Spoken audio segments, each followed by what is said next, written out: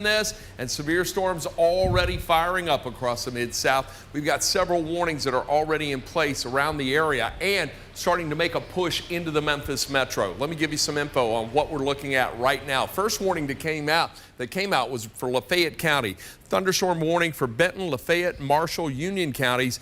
And we're looking at the potential for some very large hail in this. That's going to go until 3 o'clock. Meteorologist Eric Brill is going to check that one out in just a moment. But just to our west, storms firing up along the Mississippi River and to the west. Lauderdale, Mississippi, Poinsett, and Tipton counties. Severe thunderstorm warning for you until 3:15. Just to the south of that, we've got a severe thunderstorm warning for Crittenden, Cross, Poinsett, and St. Francis counties. Tornado possible with this. Yeah, we're seeing some rotation with it right now. That's going to go until 3:15. Eric Brill standing by right now. You and I have watched the radar just really explode over the last couple of hours. A lot of energy in the atmosphere. Eric, what's the most notable storm of the ones we just pointed out that's caught your eye? So I'd say the one that's into Lafayette County, Ron, just because, you know, for the time being at least, a lot of these are 1 1/4 inch or smaller severe thunderstorm warned storms or 60-mile-per-hour warned storms. The one that is over into Lafayette County, that has the potential of 1 3/4 inch size hail, and that's approximately the size of a golf ball. So just imagine if this was coming from the sky to the ground right now. Obviously, you wouldn't want to be having that hit your house or yourself or anything like that. So good idea to get into the interior of your house, get away from windows. Try to put as many walls between yourself and the outside world and get to that lowest level as well. That storm, it is moving itself off to the east here. I believe at probably about 40 to 45 miles per hour. It's moving to the northeast here at about 45 miles per hour. So your first alert, if you know anybody over into Union County, over into the northeastern corner of Lafayette County, and even into the far southern portion of Benton and Tippah counties, be Eric, prepared. Check that sellout. It looks like it's trying to get a little inflow notch in it. Do you see that? Agreed with that, Ron. Yeah. So that's obviously something we'll keep an eye on here. Let's see. As I said, this is moving to the northeast here at about 45 miles per hour. And Ron, if we turn around and look at this, and I know this has a tendency to overdo the hail just a little bit here, but this is indicating that we could be seeing some 3-inch plus hail. I think that might be a little bit exaggerative, but I wouldn't be surprised if we do have some golf ball sized hail embedded within that. I think right around 1,500 feet, that's probably what we've got working there. But as it gets to the ground, it's probably closer to quarter-size hail. Agreed. So, yeah, a lot of going on in that area right there. But I want to take a closer look at these storms that are back to the west, because right now we've got a lot of lightning just in this whole line. As a matter of fact, 528 strikes of lightning just within that. Let's zoom in. Let's take a closer look at the storms and put some tracks on them. I want to start with the one where the tornado was possible with this system. Look at this. We're starting to see a little bit of an inflow notch with that little cell right there. I'm going to throw the scope on it. I'm going to zoom in just a little tighter. Eric, you may want to follow up, and if you see something notable, jump right in. But I want to take a closer look at this using the scope. We're going to check out the wind speed and direction on it. Just to the south of wind, there is some pretty broad scale rotation within it right here, but given the highly sheared environment we're in right now, I want you to treat this as you would a tornado warning. So if you are anywhere in this area, I want you to just get in a safe place in your home right now. And I'm going to track it out from this line right here. And I believe, Eric, we've got an east-northeast movement on this? Correct. Okay, so with that, Lebesque, 249. This area right here, this is what I'm tracking, where the potential rotation is right there.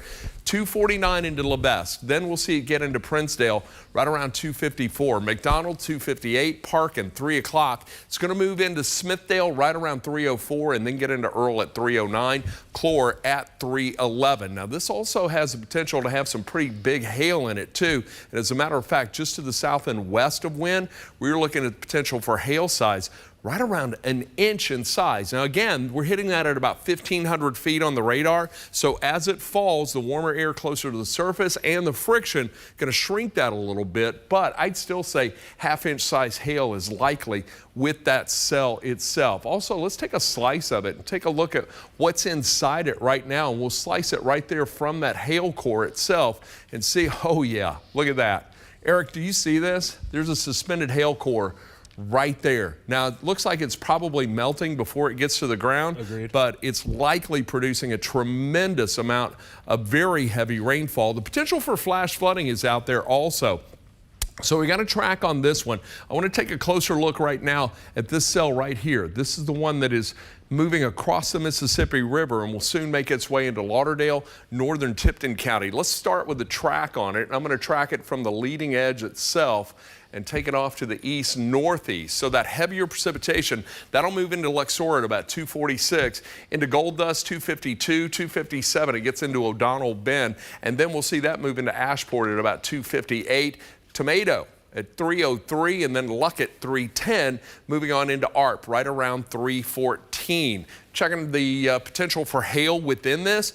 Don't see a lot, but the rain rate, I would imagine it's producing quite a bit. And as a matter of fact, just to the west of Osceola, it's coming down at close to 2 inches per hour. And just to the northwest of that, as northeast of Caraway, it's almost 2 3/4 inches per hour. So putting a loop on this, you can see the activity, and it's really just starting to ramp up and develop quickly. As a matter of fact, I'm going to zoom out. Eric, I'm going to come to you in just a second. So whatever you've got of interest, I want you to be ready for that. But look at that line just rapidly develop, and that's now making its way across the Mississippi River. Good news, we're going to get this out of here as we get on into the evening hours. I think from about 9 till about 7 o'clock it's going to be moving through the DMA, but we could be dealing with these storms right over the Memphis metro between now and about 4 o'clock. So, Eric, any thoughts on what we've been looking at and what we've been tracking so far? So I said the short term, Ron, right now, the big thing really is kind of the hail threat more than anything else, but we are kind of waiting for some of these to unfortunately get a little bit of turbulence or a little bit of turn on them here over the next couple of hours. And as Chief Meteorologist Ron Childers said, this is going to be something that will be out of here really by sunset this evening. So sunset this time of the year, it is right around 8 p.m. And I know right now it is 2:45, so there's a good chance we're going to be with you folks for at least a few hours before we get this whole entire line out of here. Meteorologist Patrick Ellis, I know he is in the Comfort Dynamics First Alert Storm Tracker right now. He is, the last I checked, on the western side of DeSoto County, heading over towards Tunica County. Want to see if we could get him up and loaded here. I think he's probably going to be ready to go here rather shortly. Patrick, I know that you guys haven't gotten too far to the southwest right now, but where are you at exactly, and have you seen anything eye-catching thus far? Hey there, Eric. Yeah, we are actually making our way back to the north right now. We're kind of straddling between the two storms that are working their way through. The storm over in Wynn, presently moving towards right down Highway 64. They just went up to a considerable tag on the National Weather Service did, a considerable tag of large hail, golf ball size hail potential in the city of Wynn, moving out towards Parkin, and eventually will be making its way out towards Earl as well. Farther down to the south, also several severe thunderstorms making their way across the area. I want to take you outside. This is a look out from the Comfort Dynamics First Alert Storm Tracker. We're northbound along 61. We actually have to meet up with Garner Montgomery, drop something off for him so he can get out to another shoot. But we have been seeing that it's been fairly quiet here. Now, I will say, from the standpoint looking back at the storms that we had on Sunday, we were driving down Highway 61 and we were seeing that a lot of the crews are still out putting up power poles over here along 61 near Star Landing Road. So right now we're coming up through Walls, and we'll be approaching Goodman Road here very shortly. But needless to say, we're kind of in between the two cells that are flaring up right now. Storms down to the south also quite active. Storms to the north also very active. I said this earlier this morning. It gave you a first alert. Said that there will probably be 2 or 3 different storms that we will have to watch. And depending on where you are is how it will play out. Right now, the 3 storms of note, the one that's moving out of Poinsett County into Mississippi County, another one that is coming out of Cross County and St. Francis County, and the other storms down to the south that are moving through towards northern portions of Phillips County, and not to mention the storm that's going out of Oxford. My goodness, that thing's got some huge hail associated with it, going right up along Mississippi Highway 30, coming out of Oxford, heading up towards Myrtle and New Albany. So again, we'll be tracking the storms. And okay, we'll go back over to you guys. It looks like we're about to get a tornado warning for Cross County, Patrick. So I want you to see if you can get in a good position to bring us some good shots. I just sent our producers some pictures from a storm chaser who is in Wynne, Arkansas right now, looking pretty ominous. National Weather Service is about to put together a tornado warning for that. And as a matter of fact, there we go. We've already got it. So let's check it out right now. Tornado warning. This is going to go for Crittenden Cross, Mississippi, and St. Francis counties. Going to be in place until 3:30 this afternoon. This is the exact cell that Patrick was talking about. This was the one we were focused on just moments ago. Let's zoom in. Let's take a closer look at it, and let's put some tracks on this to give a first alert to folks on this cell as it's moving off to the east. You can see pretty impressive there right now. I'm going to take a closer look. We'll stop this, and then let's take a look and see what the wind's direction in there. Oh, yeah. Look at this. As a matter of fact, Eric was showing images very similar to this on Sunday evening. What we were getting, we'd see that little nose right there, this little wind that's just kind of punching through. And then you start to get a little bit of counterclockwise circulation in there. So that's what we're seeing with that. Now I'm going to come over here and track this from the area of circulation. We'll take it all the way to the east. So Princedale, 255. Want you in your storm shelter right now. Tornado warning in place. This is for Cross County. It's going to extend on into Crittenden County. And if this holds together, as I expect it will, that's going to be moving into northern Shelby County. So first alert to folks right around Shelby Forest, Millington area. Want you to be weather aware right now. So Park in Arkansas, 3 o'clock. Smithdale, 3:04. Earl, 3:09. Coming into Felco at 3:14. And then into Crawfordsville at about 3:20. We'll see that then move on into Booker at about 3:24. I'm checking for debris. I don't likely expect to see any of that, but I tell you what, that wind is going to be strong, especially on that leading edge. Look at that area right there along 64. That's a nice little punch of wind. And as a matter of fact, as I throw the scope on this, we'll take a look at some of the velocities on it, and you can see there's likely going to be some wind damage just to the south of 64, just to the east of Wynne, Arkansas. So that's really coming together. Eric, you've got a great view on it right now. You want to talk about it? Yeah, so Ron, keep in mind too, I know when meteorologist Spencer Denton and yourself, you guys were tracking, unfortunately, a tornado that rolled through this area going back to March 31st, a couple of years ago, that this was an area where the tornado started to develop here and it moved itself towards the east. So, Shelby County, there's no warning in place right now for Western Tennessee as far as the specific tornado warning is concerned. But if you are over into Millington, over in Covington, unfortunately some of those areas that did get hit back about 2 years ago at this point here, just keep an eye out for this one. This is one to keep an eye on. This is right now near Wynne, Arkansas, between really Levesque and Parkin for that matter here along Highway 64. So the BTI on this, it is a 4.4 right now, and that is the Barron Tornado Index. That is on a scale of 0 to 10. When we have that number really reaching above a 5, that starts to draw our attention, and when there's a number above a 7, that's when we really start to think there could be a tornado on the ground. And well, fortunately, this is only at a 4.4 right now. But Ron, just even as far as how you were saying, this is starting to look a little bit ominous there. As far as the rotation detector is concerned, it has kind of ramped up just general activity here. Fortunately, there hasn't been anything well defined indicating strong or extreme rotation, but this is certainly something that's trying to get its act together. And as Patrick likes to say, it's trying to tornado itself right now. You know what that's looking like, though? You saw that Sunday night when that was coming on through right around Walls and through DeSoto and Tate counties. That it just had that wall of wind like that. Now, that's a smaller version of it, but at the same time, there is going to be some strong straight line wind with that, capable of producing some damage. So right there along in south of 64, right there just to the east of Wynne, Arkansas. I want you in your safe place in your home right now. I also want to take a close look at these storms that are just to the west of Lee and Phillips counties, because these are starting to come on strong. As a matter of fact, we've got a lot of lightning in these cells right now. Just in these couple little cells here, about 184 strikes of lightning. Let me put a loop on this and look at this activity. That's just really holding together, and there's a lot of instability along and east of the Mississippi River, so this has some tremendous fuel to work its way through, or to work with. So with that in mind, what I want to do next, let's put a track on this and give a first alert to our folks in Lee and Phillips counties. I'm going to track it along the leading edge once again. All right, these are, Eric, these are moving at what? 40, 50 miles per hour? They seem like they've been going about, 40 to 45. I'd agree with that. Okay. All right. So I'm going to track this out well into northern Mississippi. So Marvell, 303. Should get into Mariana right around 313. So I'm tracking that leading edge of the heavier precipitation. But also keep in mind, there's a few notches in here, so we can see this tornado quickly. We're going to watch that closely. West Helena, 327, then moves on into Helena right around 334. Should get into Tunica Resorts at 350. We'll see that then make its way into Coahoma at 406 and Hernando at 416. Let me reset the picture here. I want to check in on this cell that was moving through Lafayette County. And still, just a reminder right now, we've got the tornado warning in effect for Crittenden, Cross, Mississippi, and St. Francis counties until 3:30. I'm coming back to you in just a moment, and we're going to take a look at these storms that are right here around Mississippi County. But right now, I want to focus on this cell.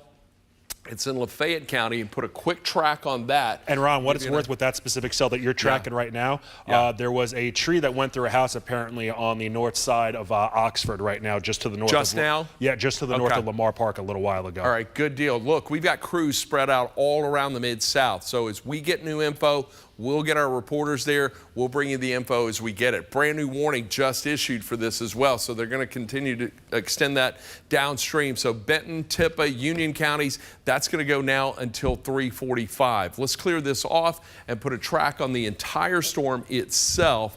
I'm going to put a big track, and then I want to take a look because this is showing some signs of trying to rotate a bit. And I tell you what, I'm going to track it from this area right here. And then let's take it north and east. So Blue Mountain, 359. You're going to get some light rain, and then the heavier precipitation is going to follow about a minute or two later. Buena Vista, 304. Dumas at about 307. Jumpertown, 324. Then it should move into Collinstown, 328. Boonville, 331. Rienzi, 336. That is coming your way. A look at this for the potential for hail in it. And this was showing some significant hail earlier. Not much there right now, but what about the spectrum width? We're looking at spectrum width is basically just turbulence. So you've got warm air rising, you've got cold air falling, and then whenever you see a little area similar to this right here, there's some pretty decent turbulence right there around northeastern Lafayette County here. I'll even zoom in a little tighter and you can kind of see it. We'll see if we can take it a little closer to street level. That's going to take it on into Union County. So that is about to approach Highway 22. Let me just put a little track even on the stronger winds. So that's going to be crossing 22 within a couple of minutes. Hickory Flat, about 3 o'clock, strong wind comes in there right around 3:03. That will move then on into Myrtle. So right now, this is what we're looking at. Rainfall rates associated with this. There's a lot. As a matter of fact, it's coming down at close to 2 inches per hour just to the west of New Albany. Union County now. Lafayette County, you're in much better shape, as is southeastern Marshall County. I think you're in pretty good shape. So let's reset the picture here, take a look at what we're seeing. Still have the one tornado warning that's in effect right now. Cluster of storms back to the west, just outside of Lee and Phillips counties. Now we've got this cell that's making its way on through, coming through Poinsett and Mississippi County. Hey, Ron, take a look at the velocity into that Mississippi County one, the southern edge of it here. The one that I'm zoomed in on? Yeah, the BTI with the southern Mississippi one, that's ramped up to a 5, and that's actually the highest one we have right now. Oh, wow. It's not tornado warned, just to the north of Joyner and approaching Wilson, but I think it's pretty much right over I-55 right now. So if you see what do you think about that one? Let's take a look. Right now, it's severe thunderstorm warning. It's Correct. going to go until 3:15. Lauderdale, Mississippi, Poinsett, Tipton County. Let's throw the scope on here and let's see what we're seeing in regard to wind direction. And, oh, wow. Yeah, see this area right here? I bet you at home saw that. Look at that. There's another little area that's just to the east of 55 right now. And then there's some strong wind coming just to the east of Harrisburg. I think what we may be seeing in this are some microburst winds that are associated with this. In other words, what you get is you get the colder air coming in from the top of the storm, all right? And then it just kind of hits the ground and it just spreads out. That can take down trees. That can do some serious damage to your home. But right now, looks like some windy conditions right here. But that little area, and was that the part you were talking about right there, Eric? Right where you're looking at. Let me zoom in just a little tighter on that. And let's see what we can discern on that. We had a BTI, that's a barren tornado indicator. On a scale of 1 to 10, 10 being the highest threat, this is coming in at a 5. When we start to see that get a little closer to 7, we know there's likely some significant rotation. You get 8, 9, especially 10, you know there's going to be a tornado on the ground. So this is one we are going to watch very, very closely. Let's throw the spectrum width on here as well. Look at that turbulence. Wow, right there. There's some very strong wind with that. So it looks like it has now made its way across 55. Here, I'll put a little track just on the wind itself, because that is moving off to the east-northeast. So some strong wind on the way to Del Pro, 301. Golden Lake, 303. Should get into Corona, 307. Then we're going to see that move into Nodina right around 312. Richardson's, 316, 318 into St. Paul. Randolph, 321. And then moves on into Gilt Edge at 325. Eric, I'm going to reset quickly and then let you jump into whatever you may want to take a closer look at. Copy. We still have the tornado warning, all right, back to our west. It's going to go until 3:15, but Shelby County, we're not enduring anything right now. However, this whole line of storms, that's coming our way. That's going to move through the city and Shelby County. If you've got friends, family that are out and about right now, you may want to give them a call. Tell them to get home, come on back, or at least find some shelter, stay where they are, because in about 30 minutes or so, I'm going to tell you what, I'll put a track on this whole line.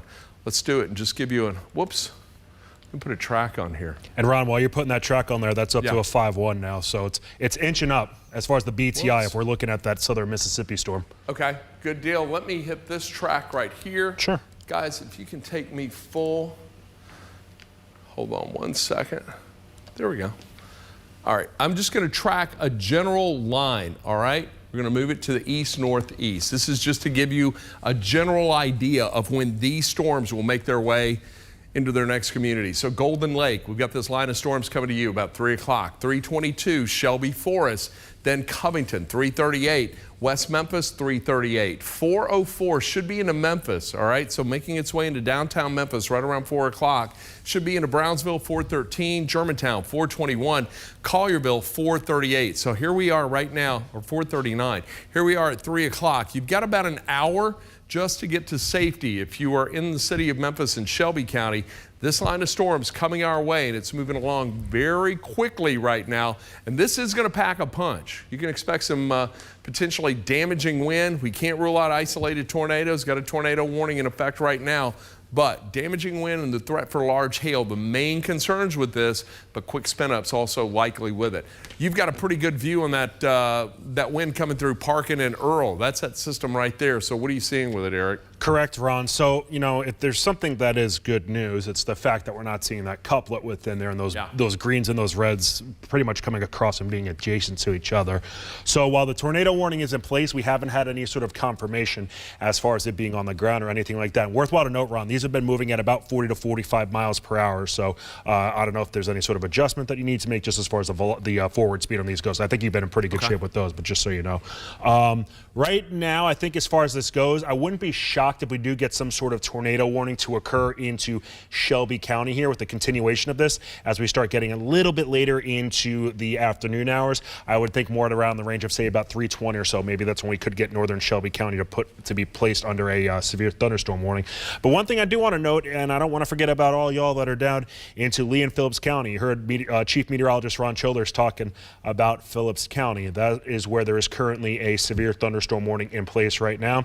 This is in place including Helena and West Helena right now. As far as the quantity of time that this is in place until, I believe that this is now in place until, let's see, what time did they issue that until? I think that's a 3:31 that we have down there. So that's worthwhile to point out here for the potential of 1 inch in diameter hail as well as 60-mile-per-hour winds. So your first alert, even if you're into Tunica, good idea to get to that safe place. I know you're not necessarily within the severe thunderstorm warning, but it's going to be headed in your direction rather quickly.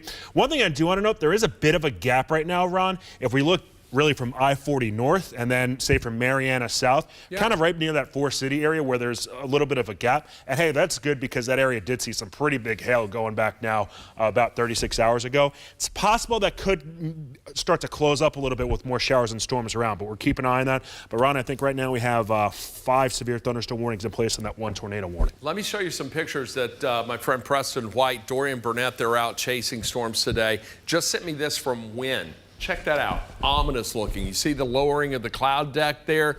Even in the distance, it looks like there's some sort of rotation. You can kind of see it. There's one of the pictures. I think they sent us two. Do we have the other one? I know we've got one of them up. Okay. All right. So that was the view from Wynne, Arkansas, just moments ago. I got those pictures sent to me about 10 minutes ago. This is a look at the first alert Doppler radar, and currently we have tornado warning that is in effect for Cross and northern Crittenden County. It's now moved to the east, or any potential circulation seems to have moved to the east of Wynne, but at the same time, still a lot of very heavy rain. I still think there's some strong gusting wind in there as well. And it looks like we're also trying to see a little bit of an inflow notch in there. Let me zoom in just a little bit tighter. So folks in northern Crittenden County, I want you to get to your storm shelter right now, all right? So there is a little bit of rotation. We have the active tornado warnings, broad scale, kind of messy looking, not the definitive, what we'd see hook echo, but you're seeing this area right here. Also the potential for some very strong downdraft winds with this, because there's a lot of colder air aloft, and as these storms draw that down to the surface, you can end up with some straight line wind damage. We certainly have a lot of turbulence within that itself. That's starting to approach Earl, Arkansas right now. Earl, I want you to get ready for some strong gusting wind.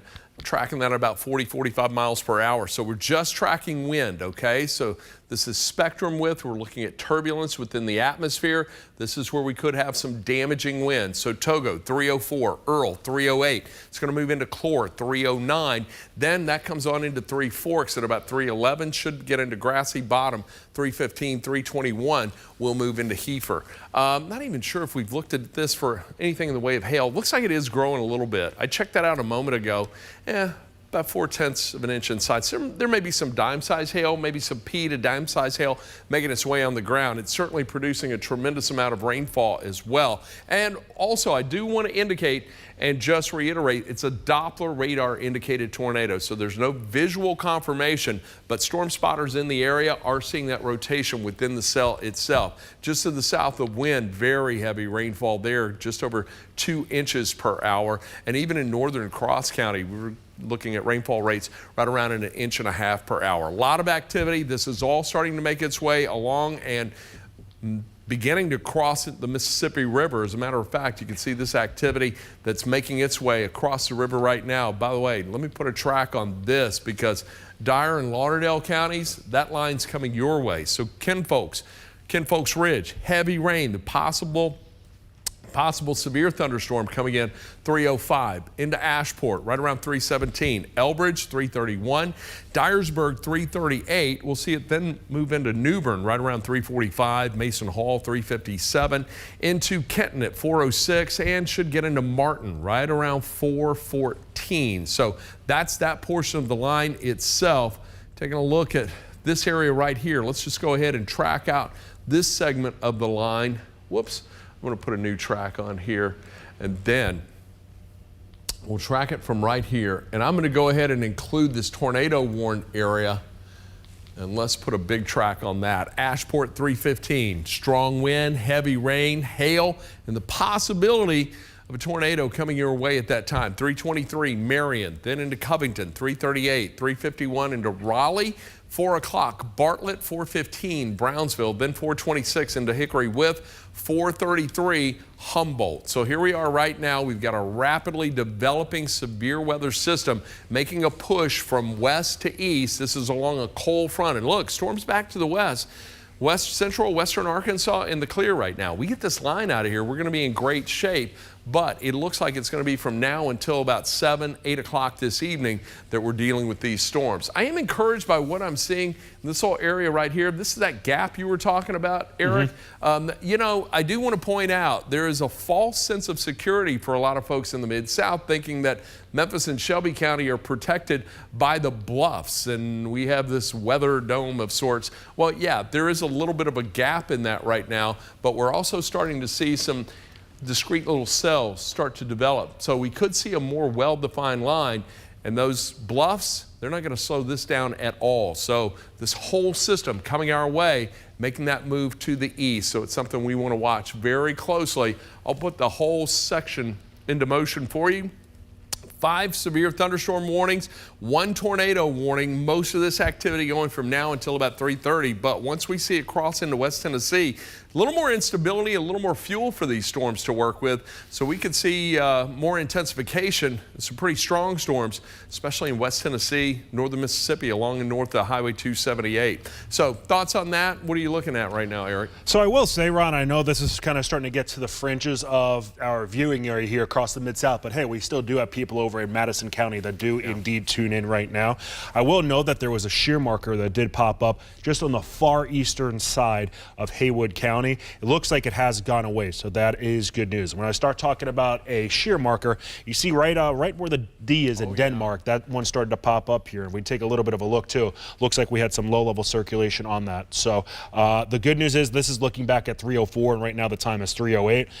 That has fortunately gone away, but notice that we do have a bit of a hook that's trying to develop itself right now. So if you know anybody that's over into Jackson, Tennessee, good idea to give them a first alert. Make sure that they know that there's a severe thunderstorm warning right now, but that has the ability to have some turbulence within it. And we have a BTI right now, Ron, of 5.3. So did that jump up a little bit? It looks like it jumped up a little bit. As far as the BTI number? Yeah. Yeah, so let's see. We have a 3.6 going back here. There we go. Okay. About 12 minutes ago. So that has bumped up here. So good idea if you know anybody over into Jackson, Tennessee, give them a first alert and make sure that they're aware of that, because it looks like that's trying to tornado itself as well too. It's still severe thunderstorm warning, but it is one I am keeping a close eye on as well. Yeah, and look, once these storms cross the Mississippi River, there is a lot of energy. We call it CAPE, convective available potential energy. Basically, it's just fuel for these storms to intensify with. I really think the greater threat for the stronger storms for later this afternoon and evening will be into Middle Tennessee, northern Alabama. But this whole thing developing right on top of us, it's coming through and will impact the entire Action News 5 coverage area this afternoon and into the early evening hours. Wind, hail are main concerns, but these quick spin-ups could create some big problems for us. So right now, I want to go back down. I'm going to start into the south, and we're going to work our way up and start tracking some of these storms as they're moving on through. We get our general movement off to the east and northeast with this. So let's zoom in. Let's take a look at what is going on there, and we'll give you an idea of where these storms are going and who they're going to impact. So we'll start with these cells right here. I'm going to slow this down. Let's just go ahead, stop it right now for just a moment. Let's give you the information on the cells themselves. So severe thunderstorm warning right now. This is for Lee and Phillips County. Tornado possible. Weather Service is seeing rotation within the cell. So tornado possible. I want you to treat this as you would a tornado warning. So anybody in this area, 3:45, that's how long the warning goes, but there could be a quick little spin up in this. So with that, let's track the leading edge of this, and then we'll come in and take a closer look at where the potential rotation is with this. Just taking a look at the info on it. Right now, nothing significant. Let's go back and again put a track now, and we'll track it from that leading edge of precipitation, take it off to the east northeast. I'll take it just to the west of 55. Lexa 318, then gets into Hale's side right around 324. Should then move on into Helena about 338, Austin 346, Tunica 350, 402 into Banks, Arcabutla 415, and then 423 into Hernando. Hernando really got walloped on Sunday night. You've got another storm potentially coming your way that could be packing a punch as well. Hey, Ron, for what, just so you know, Eric? That Madison County storm, it is now tornado warned. And I know that's starting to get a little bit further to the eastern out of the area. Let's go ahead and take a look at it. Sure. Go ahead. Let's go right to it. Sure. So let's dive into it right now. If you know anybody that is over in Jackson, Tennessee, or hey, maybe somebody went to Nashville for the day, they're starting to commute back on I-40 here. There is a tornado warned storm right now that is near and pretty much approaching right now Jackson, Tennessee. And it is warned until 4 p.m. this evening here. Was just talking about this a couple of moments ago. As far as this tornado warning is concerned here, There's a couple of areas in there. Agreed. Can you see that? It is, and it's it's definitely, it's starting to get a little bit further away from the radar site too, but there's at least some sort of rotation going on, and it is approaching Jackson, Tennessee. This is moving off to the northeast here at about 35 miles per hour. So I'm going to put a track on this here, so this way we can kind of see where the actual warned area is headed towards. And this looks like it's really paralleling I-40 rather significantly. I don't want to say conveniently because it's not the right way to word that, but it does look like it is paralleling a bit. Jackson, Tennessee, we're looking at 329 when this is going to be in your area. Rock Springs at 406, and then Clarksburg over it getting into Middle Tennessee by about 412 or so. So approximately an hour or so before this does start to move itself over into Henderson County here. So that's when I'll be keeping an eye on here. Worthwhile to note, Ron, the National Weather Service noting that they did take Cross County out of that tornado warning is into northeast Arkansas. So already into portions of Poinsett County, we could start seeing some improving weather here to the west of I-55 to the rest of Truman over towards Harrisburg. So great news there.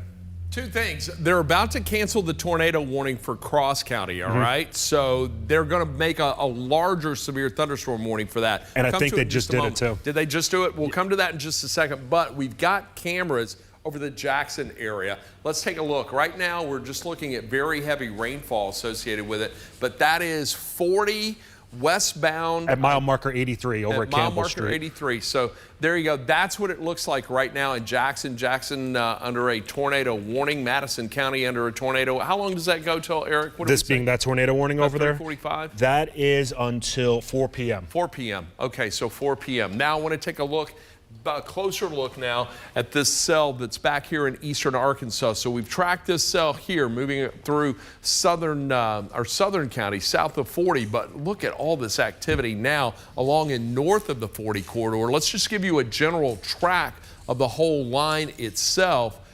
Again, off to the east, northeast at about 45 miles per hour. Marion, 320. This whole line of storms coming your way. 335 into Covington. We'll see it move into Maury City right around 358. Brownsville, 412. Humboldt, 428. Then gets into Milan right around 437. Should move into Jackson at 458. A lot of lightning in there. Tremendous amount of lightning, as a matter of fact. Just in this little cluster right here, we're looking at about 227 strikes of lightning. Checking it out for hail right now. Just a couple little arrows. Wow, okay. That one just to the south of Osceola. That's kicking up some pretty large hail on it itself. So let's now take a closer look, see if we can see any rotation within it. National Weather Service likes the fact that we aren't seeing as much organized rotation, but at the same time, they've still put in a couple of severe thunderstorm warnings overlapping, as a matter of fact. So thunderstorm warning now, Crittenden, Lauderdale, Mississippi, and Tipton County. That's going to go until 4 o'clock. Then, just to the south of that, we've got a severe thunderstorm warning. This is for Crittenden Cross, Mississippi, and Shelby County right now. That is going to include the northwestern portion of Shelby County. That, too, is going to go until 4 o'clock. And again, right here in the city of Memphis and Shelby, nothing really going on, but it's coming, all right? This is all moving in our direction. So right now we've got that leading edge that's coming on in. That's about to make its way towards Millington as it moves off to the east northeast. Let's put a little track on just that leading edge of precipitation. Benjastown, 320. Get ready. Thunderstorms coming your way. 320. Then Drummond's right around 326. Millington, 330. Munford, 334. Should be into Atoka at about 338. We'll see it get into Brighton at 344. Madge at 352. And then into Tabernacle at 355. Now that's for the leading edge. Taking a look just to see where the stronger winds associated with this may be. We may be a little too close to the radar site to get a good depiction on it. But I tell you what, that little area that's right there, I want to zoom in on that because that looks like some pretty decent wind signature with it. And Eric, if you see something better, let me know. You've got the more advanced system there. So let's take a look. I'll tell you what, I'm just going to track where the potential for some strong wind may come. Can you see that little line right there? That's an indication that there is just a brief gust of wind is here. And I think I can even depict it a little better if we throw the scope on this. Yeah, you see that? Right there. There's a line of wind right there. There's a straight line wind, I do believe, associated with this. So let's put a track on that straight line wind potential because this has possibility to do a little damage. We'll take it off to the east and northeast. We're tracking wind. All right, so this little line of wind has now moved just to the east of Earl, Arkansas. But Turl, 321. Then it's going to get into Crawfordsville right around 328. James Mill, 333. Shelby Forest, 344. Then it moves into Cuba at about 348. We'll see it get into Millington at 358. Should move into Atoka at 404. Brighton, that's going to move into you right around 408. So right now, we do have a severe thunderstorm warning. Does include Memphis and Shelby County. This is going to go until 4 o'clock. Crittenden, Mississippi, Shelby, and Tipton County included in this as well. That goes until 4 p.m. Resetting, taking a look at the big picture here. A lot of activity, but we've got a lot of areas not really seeing much. Do want to keep a close eye here, though, especially right around that Highway 278 corridor. We were talking earlier about the potential for some stuff to blow up right there. And then these little discrete cells that are starting to develop right here around Marshall County, coming into northwestern or northeastern Panola, northwestern Lafayette counties. Let's put a little loop on this, and you should see this just kind of develop pretty quickly. And look at this, Eric, check this out. It's just kind of making a move to the north. That gives you the idea of the strong southerly flow that's in place. So we've got these isolated cells, and they're all trying to move east. However, with a strong southerly flow in advance of it, it's kicking some to the north, but what that also does is give these a potential to rotate. So that's the big concern right now. And you know, just say we were talking earlier about the potential for hail. I'm not seeing a lot in the way of hail signatures associated with this yet. That's a very good point. These haven't crossed into West Tennessee and northern Mississippi. And later today, later this afternoon, we really want to be keeping a close eye on this area right here, because as these storms start to advance and push off to the east, it could get a little dicey in northeastern Mississippi along and north of 22 and on into Hardeman County, McNairy County. These are areas that were hit hard at the beginning of April, and what a spring it has been in the Mid-South. And now here we are dealing with another one, and communities that have already been impacted severely with storms earlier this spring, now looking at another round coming into play this afternoon as we see these storms that have developed back to the west start to make the push to the east. Hey, Ron, worthwhile to note that the Lafayette County storm, and I'd say really that's the reason why we originally jumped on here, that warning has since expired right now. It is moving through the southern portion of Tippah County. That still looks gnarly. Agreed. Did you see that? I think if we're going to have hail in one storm right now that's a little bit larger, ironically enough, I think it might be that one that's not warned. Can I split it? Let me take a moment, just put a split on it. Absolutely. You can take a look at some of the other aspects of it in just a second. If you see something, jump right in. But yeah, hail is a big concern with this. And I tell you what, let's just cut it right along this way.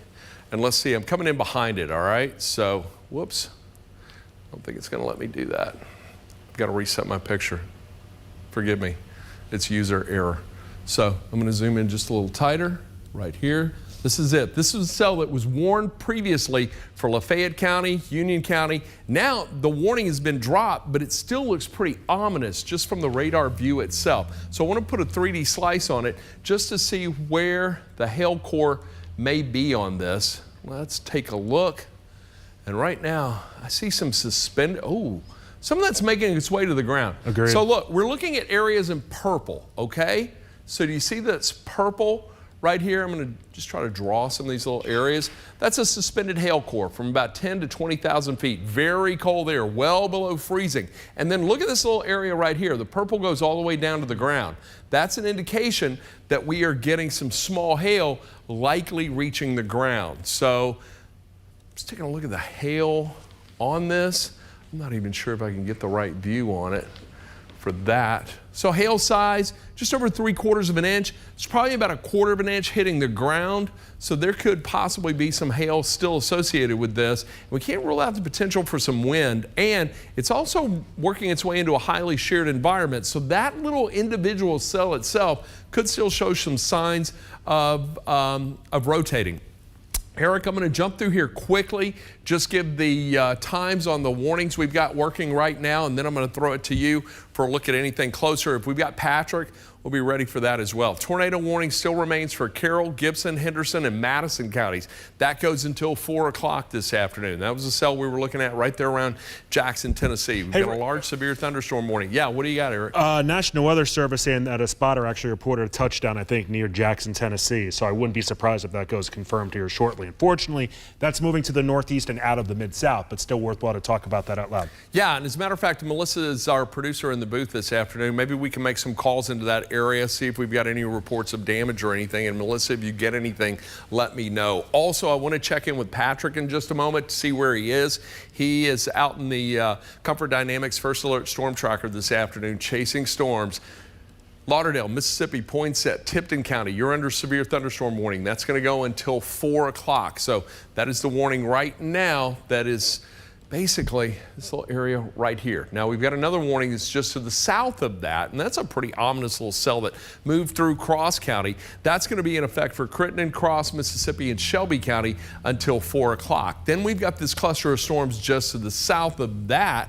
A little bit of a lull between Cross County, St. Francis County getting a little break with just a little rain. Not much working in Lee County, but Lee County, you are under a severe thunderstorm warning. Southern portion of Lee, that's going to go until 3:45. So hey, Ron, getting a report what we got. Yeah, from what do you got? Emergency management official over in Mississippi County that power is out in downtown Osceola. Okay, so this, wow, that was the one we were watching just a moment ago. Let me zoom in on that area right now. Whoops. I think I need to step out just a little bit. But yeah, this is what moved through. We were tracking that just a moment ago, taking a look at the winds that were coming on through there. And that's headed, I'd say, over towards Ripley, Tennessee for that matter. So, you know, Ripley, as far as you go here, it's probably a good idea to get into your safe place. Yeah. You are under that severe thunderstorm warning.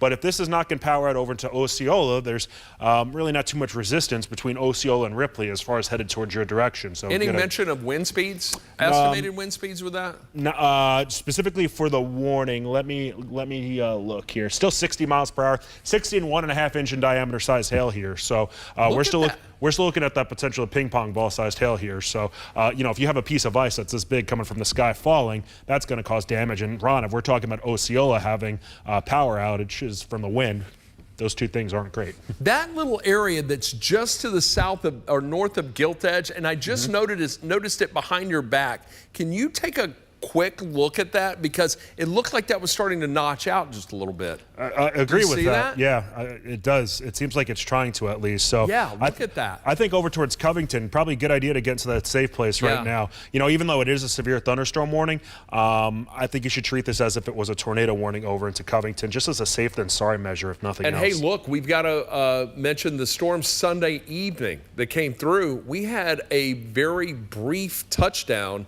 DeSoto County? Correct. It was, I do believe. It was in DeSoto County, just to the east of I-55 and just to the east of Hernando. It was down for about a half mile or so, and it was only about 50 yards wide, Ron, but it still was an EF1, which for something to be that small and that compact, and obviously it was a lot more widespread damage from some strong winds that were really adjacent with that tornado too. Hey, look, that thing took out power. School's still out in DeSoto County today as a result of it. A lot of damage, folks still picking up. We've got a camera that's just to the south of Osceola. It's looking to the south. It's in Osceola, looking to the south. So this is the view right now. Not that alarming, but you can tell they got a lot of rainfall there. Even, it looks like even a little bit of maybe some pooling, ponding on the side of the road. Nothing major at this time. Traffic still looks like it's moving along good, but that is looking south. Now, the worst of the storm starting to move to the east of Osceola, but it's crossing on into the Mississippi River. Tell you what, let's put a track on this, give our friends in Lauderdale County, Tipton County, their heads up and first alert on what is coming their way. So with that, I'm going to track the line, all right? And then I'm going to go back and I want to track that little inflow notch that was coming on through there. We're going to track this all the way down to the Shelby-Tipton County line. It's moving off to the east, northeast. So Ripley, 336, then Drummond's 342, Covington, 355. That's going to be bearing down on you. We'll see that move on into Trenton at about 412. Humboldt, hey, Rob, let's go to the storm tracker. Do it, do it. What do you got, Patrick? Wow, there it is. Let's take a look. Let's take Patrick Ellis. Actually, I might just pull into that driveway. That work? Hey guys, yeah, we are on Highway 64. Want to give you a check of what's this. This is coming past Crawfordsville. So this is we're now moving eastbound along 64. We're going to pull over really quickly. That's a pretty stout shelf cloud that's moving through here. Some pretty strong winds that are associated with that storm that's moving off towards the north and east. The strongest of the winds may have just blown across I-55 with that storm, moving towards Turrell and down towards Clarkdale. But we are also on the kind of the bottom side, the south side of that line. Off to the east of us, when you look over here, I mean, you know, it's fairly quiet. We're starting to get into the rain now. We haven't seen any hail with this, but the winds have started to pick up a good bit with the storms as they've been rolling through here. But of course, when you see something like that, that is a good indicator that you're probably about to get some pretty strong winds, and that's exactly what is expected to happen here fairly shortly. Of course, our friends in Earl, Arkansas, also dealing with some strong winds, but as I mentioned, it's Earl and Turrell in the severe thunderstorm warning that are currently seeing the strongest of the winds. One of those pockets moving right across I-55 from Gilmore down to Clarkdale right now. That will be moving into northwestern Shelby County. I know our Garner in Montgomery, he's heading up towards Millington right now to intersect that storm. And the storm that you guys were just talking about is making its way off towards the north and east. Michaela Goose is making a U-turn, so let me make a quick turn here so you can kind of see what we're seeing here from the perspective of the Comfort Dynamics First Alert Storm Tracker. Turn the camera around, and of course that wall of water that's about to move in. So we are looking now westbound about 11 miles to the west of Earl, east of Earl, and of course now the winds and the rain now beginning to come down here. This is what is going to be heading towards northern portions of Shelby County here within the next say 20 minutes or so, if not even a little sooner. I think maybe 10 or 15 minutes across northwestern Shelby County and southern Tipton County, with the storms now beginning to make their way across the Mid-South, guys. Trick, are you going to be able to stay with that storm and track it safely? I mean, that's one that we need to watch very closely.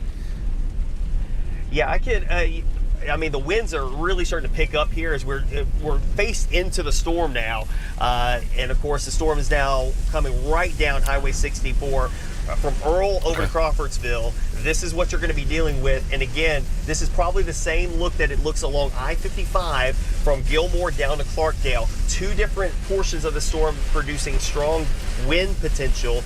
I'm trying to see outside. It's kind of hard to see it right now, obviously, with the rain, and even with the wiper going, it's hard to see as well. But again, basically zero visibility here. This is what's about to head into the northern sides of Shelby County. I'd say from Fraser all the way up to the Tipton County line here in the next couple of minutes. Hey, quick question before I let you go. We're going to come back to you again in a few minutes, but any hail? Have you seen any hail in that? Oddly enough, you know, no hail. Don't hear any hail coming down right now. This is just extremely heavy rainfall, and it goes back to, you know, maybe some of that hail is starting to melt as it's coming down, and now producing the strong winds on the backside of the storm. Yeah, and the temperature profiles, we've got a lot of warm air aloft.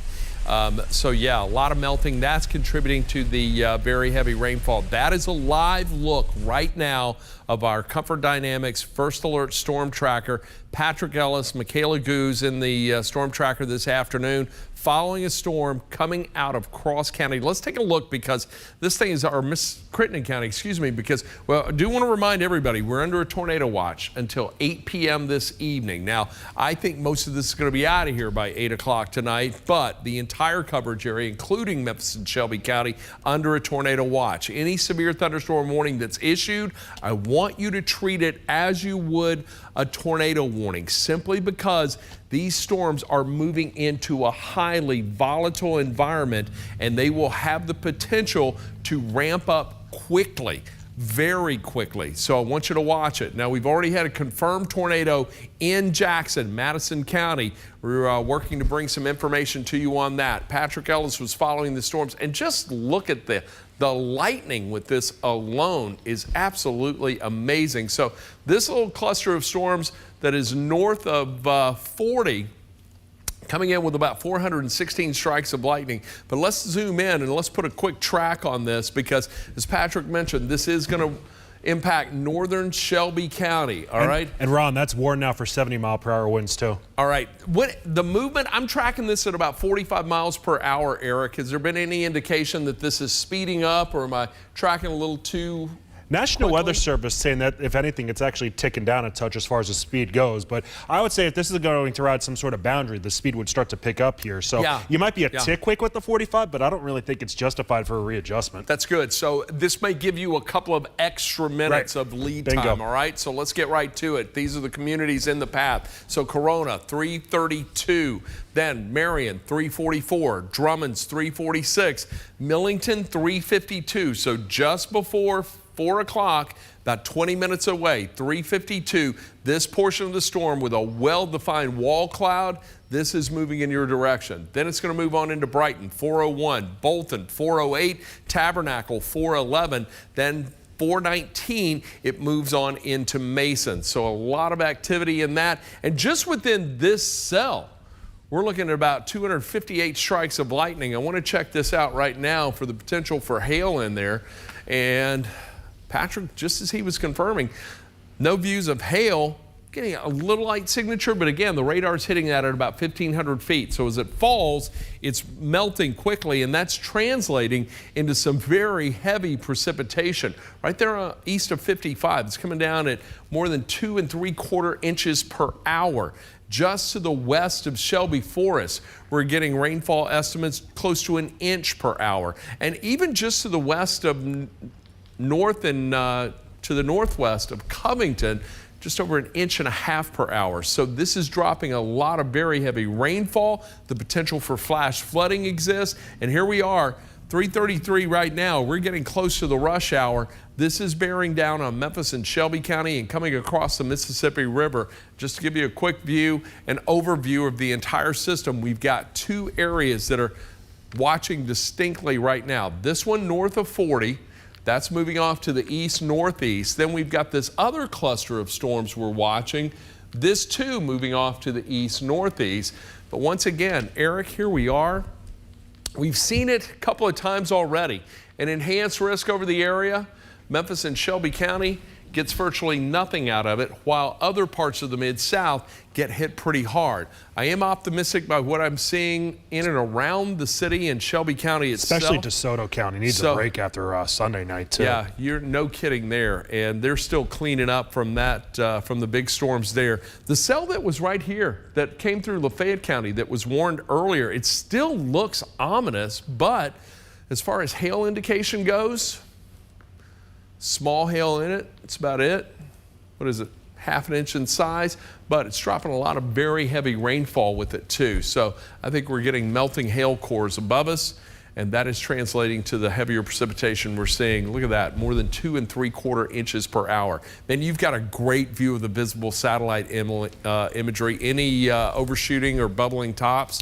Nothing that's catching my eye at this very moment, at least in that area that you were in. It looks like the top of the storms, I mean, they're being torn apart here pretty rapidly, but they're able to get tall enough to be able to drop that hail that you were talking about here, Ron. So definitely have at least some relative bubbling up coming up here right now. But I think overall, as far as that goes, this is going to be a close call for Corinth here. Not that it's a severe warm storm, but as far as seeing some of that smaller hail that could be embedded within it here on the south side of Corinth, especially as we get a little bit closer to Rienzi, over towards Biggersville and Leedy for that matter. So Pisgah, that's another one too. Keep an eye on the first alert to that. Yet again, not a severe warm storm, so I don't want to focus too much on this, but I am keeping an eye on it. Did you see that little notch though? Yeah. Did you see it? It wants to. It's trying to rotate. In the extreme southeast corner of, or I guess the extreme southeast corner here of Tippah County. So worthwhile to monitor that. Haven't mentioned the Phillips County storms here over the past little bit. The BTI on this, it's been kind of hovering right around a 5 here, Ron. So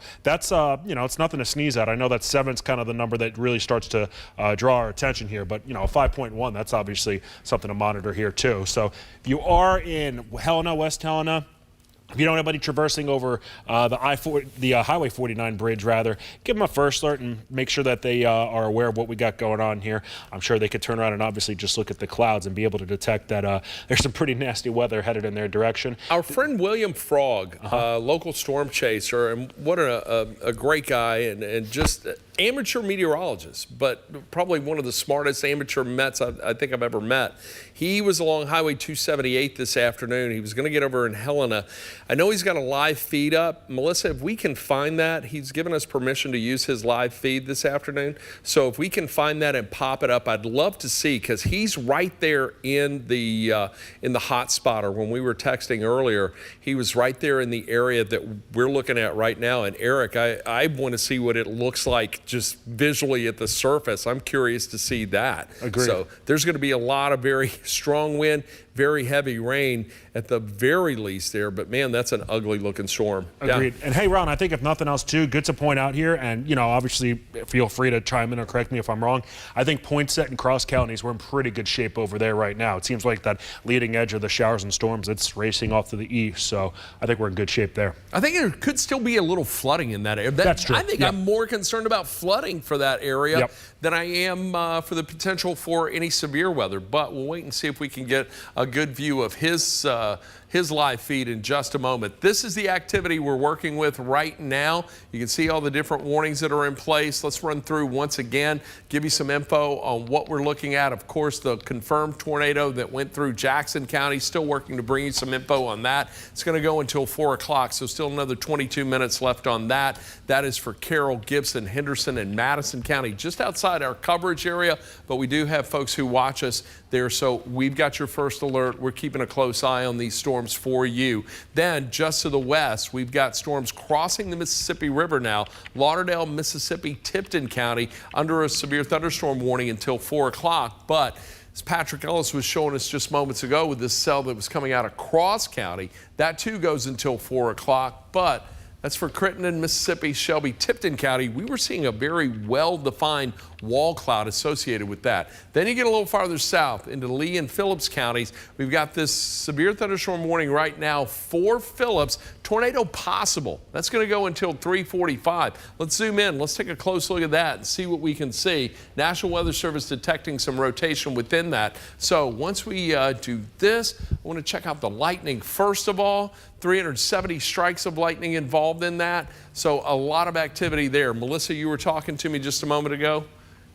Okay. All right. So, and I may jump in and out every now and then. We've got producers in the booth, then we're hearing from Patrick and Eric. So there's quite a conversation going on between all of us, but we're trying to do our very best to bring you the information you need to get to your safe place. I want to put a track on this right now, and let's do it from the leading edge. All right. And then there's another area I'm looking at that I want to detect for potential rotation. So Helena, 341, we're tracking the leading edge. Very heavy rain, strong wind.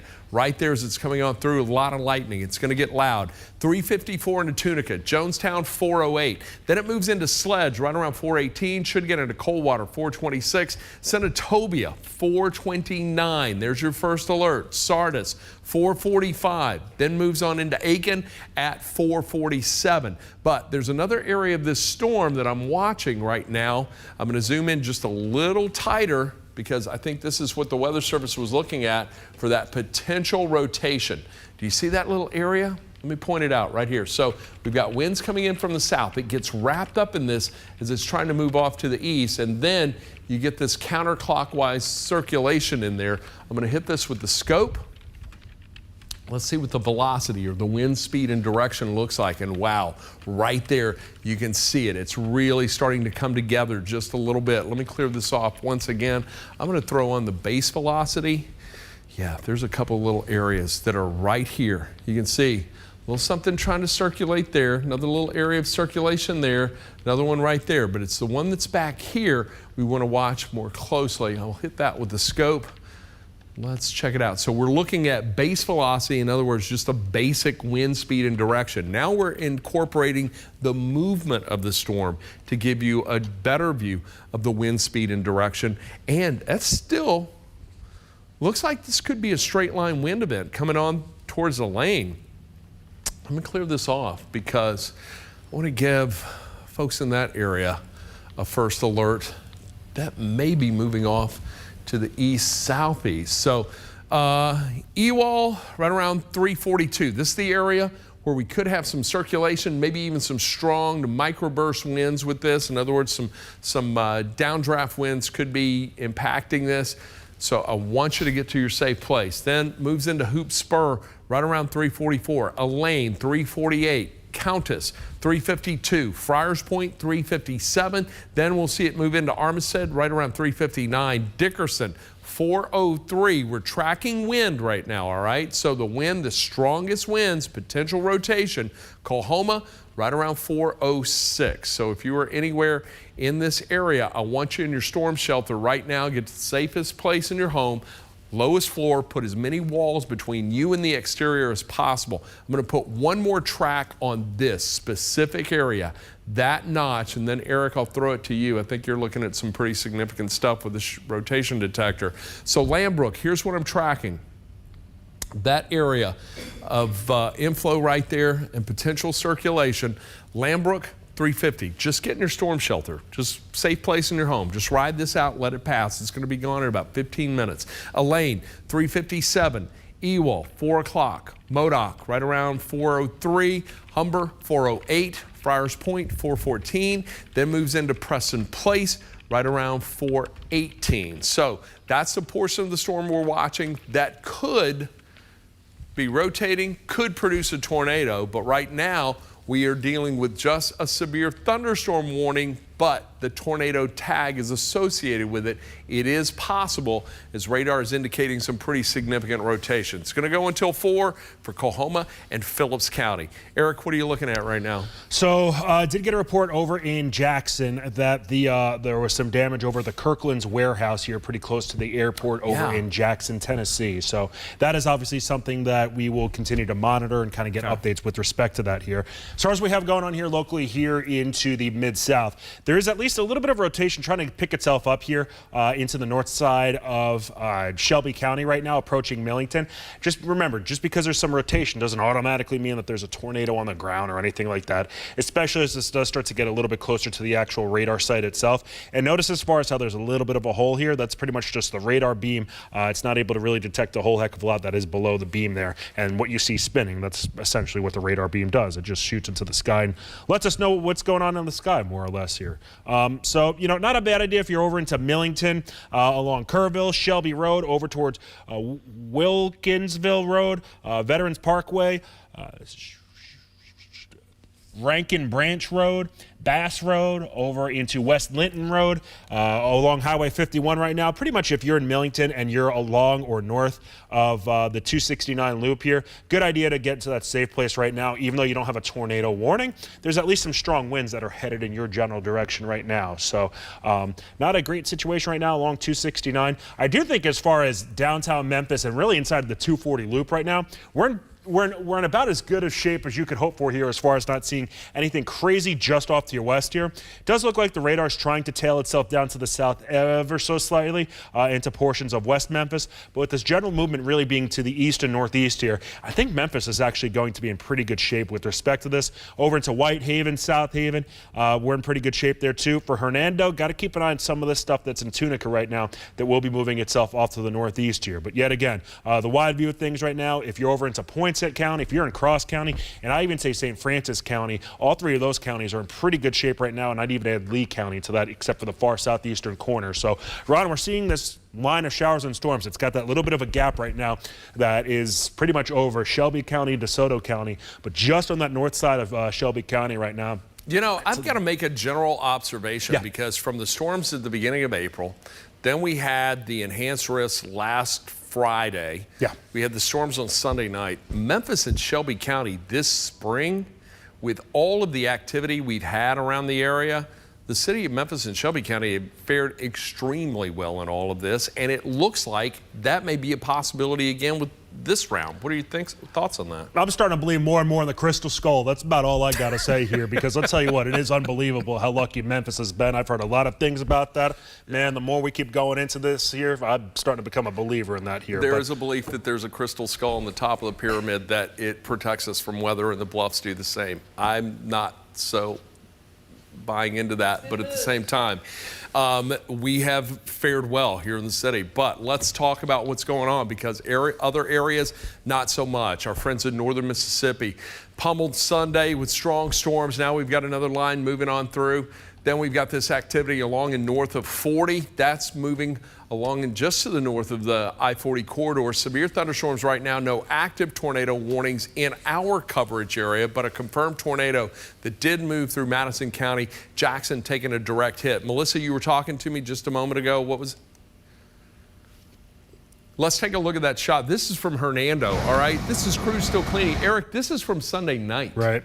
They're still out there working right now, and we've got another round of storms. Power lines still down there right now. I believe we have Michaela Redmond, a reporter. Am I correct? She's down there providing the live shot for us this afternoon. So thank you for that shot. But those are crews working right now to restore power ahead of another round of storms that are making their way in. Although I'm pretty optimistic, because the worst of it is just to the south. Still about 3,000 people without power there. Schools closed for a second day in a row in DeSoto County as a result of the storms Sunday night. But that gives you an idea of some of the damage that came through there. And Eric, you covered that. 3 hours, absolutely amazing, wall to wall. How does this compare to what you saw Sunday night? And quite frankly, Sunday night, there wasn't a lot of concern about the storms coming through. And now we've got this we were looking at.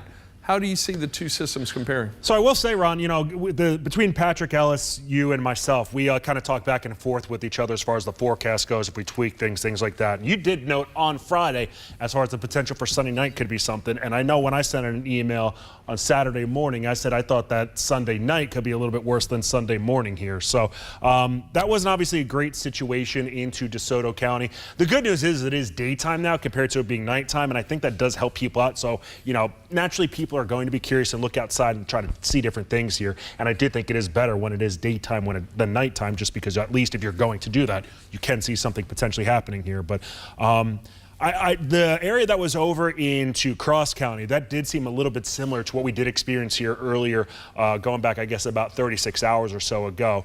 But I will say the area that I'm keeping the closest eye on right now, of course, we do have the northern portion of Shelby County under a severe thunderstorm warning. Keeping an eye out for that right now. Over towards Millington, you're about to see some pretty heavy rain that is knocking on your doorstep right now. As far as the BTI numbers go on these, a lot of these have been kind of into the upper 4s and lower 5s, and those are relatively significant numbers. As a reminder, that is the Barron Tornado Index. At one point, it was known as the VTI, and that is on a scale of 0 to 10.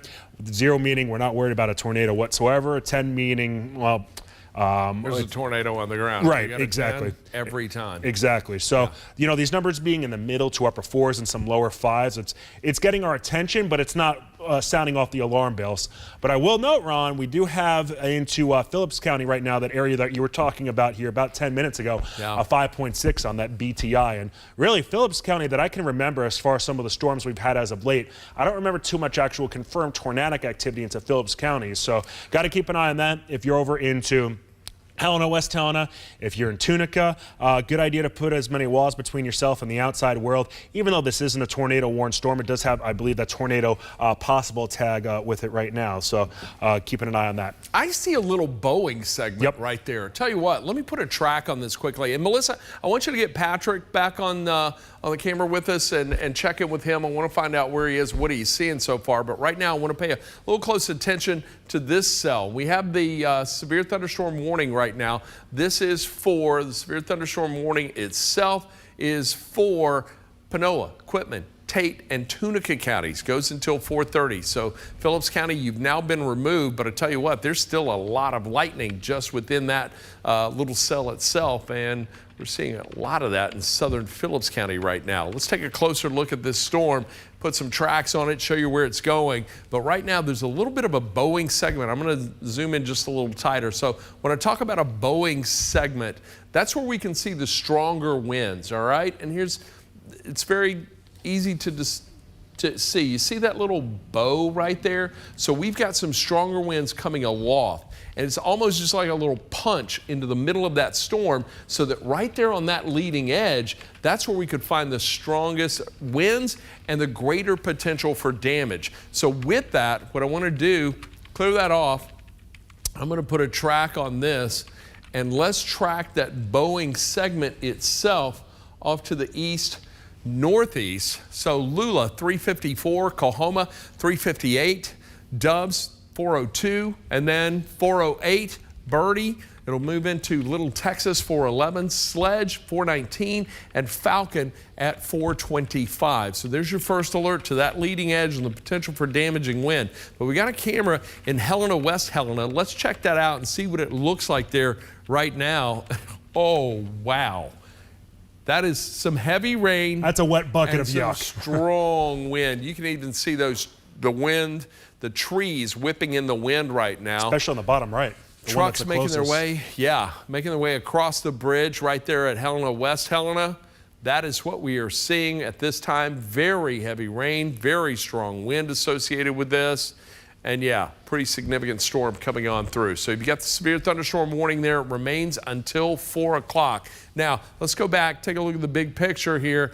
And we've still got the storms that were moving out of Cross County, coming on out of southern Mississippi, northern Crittenden, crossing the river, and now moving on into Shelby County. Let me put a quick track on this, and then we're going to check in with Patrick Ellis to find out what he is seeing. Bartlett, 4 o'clock, heavy rain, strong storms, wind, and a lot of lightning. 402 into Covington, 409 into Lakeland. Then it's going to get into Hickory with right around 422. Should move into Stanton at about 426, 432 into Brownsville, 447 into Woodland, and then 454 it moves on into Whiteville. So this was a storm that Patrick Ellis saw a well-defined wall cloud. There was distinct rotation within it. He was following that, tracking it. Let's check in with him right now to see what he's seeing and what kind of what he can report from where he is. Patrick, where are you first? Hey, Ron, we are at I-40 eastbound at the 101 connector. We're trying to work our way kind of on the south end of this storm. So we come back across, moving through here. So we're going to go up towards the 101 connector and go over towards Millington. Probably work our way back eastward here in a second, but you can kind of see, this is that shelf cloud that's moving with that strong line of storms that's moving out towards through Millington, out towards the north end of Bartlett, back out towards Brunswick, and eventually over towards Lakeland, Arlington, Galloway. This is now a new severe thunderstorm warning that just came out within the last couple of minutes that it encompasses a large chunk of northern Shelby County and southern portions of Tipton County over to Haywood County and the northern areas of Fayette County as well. That goes until 4:30 this afternoon. Of course, a very active scene here. What you saw over in Crittenden County when we were along Highway 64, that is probably what you're going to anticipate as it's moving through the northern portions of Shelby County from southern Tipton County rather, from Munford and Atoka down to Millington. It's shooting across 385 right now, and we'll be approaching Austin P within the next 10 minutes. So if you're anywhere north of Bowling Hughes and Old Brownsville, up towards the Loosahachie River, and eventually making its way up towards the north and towards the east, out towards northeastern Shelby County. Again, a very active scene there, and probably some very strong winds, guys, moving in that direction. Good job. Now, where are you headed next? I may have missed that. I was sending a text to our producers. Where is your next destination? Where are you going to come in through? We're going to try to start working our way back down towards the south and east, out towards maybe northern Marshall County, start getting ahead of the stuff that's coming out of the south. This stuff is going to continue eastward here, but again, strong wind potential still in play here. Of course, right now it's coming up on 4 o'clock in the afternoon, and you can expect that this is what we're dealing with. We're coming off the 101 connector onto Highway 51, and you can see traffic is going to be the name of the game here. And it looks like, you know, we've got a lot of folks who are just kind of trying to get onto the 101 connector right here, trying to get on I-40. And, you know, it's going to take us some time to kind of work our way back towards the south and east. But this storm that we were just looking at there when we were coming across the flyover, that storm is the one that is eventually going to make its way across northern Shelby County, southern Tipton County, and that's the same one that we were tracking back over into Crittenden County.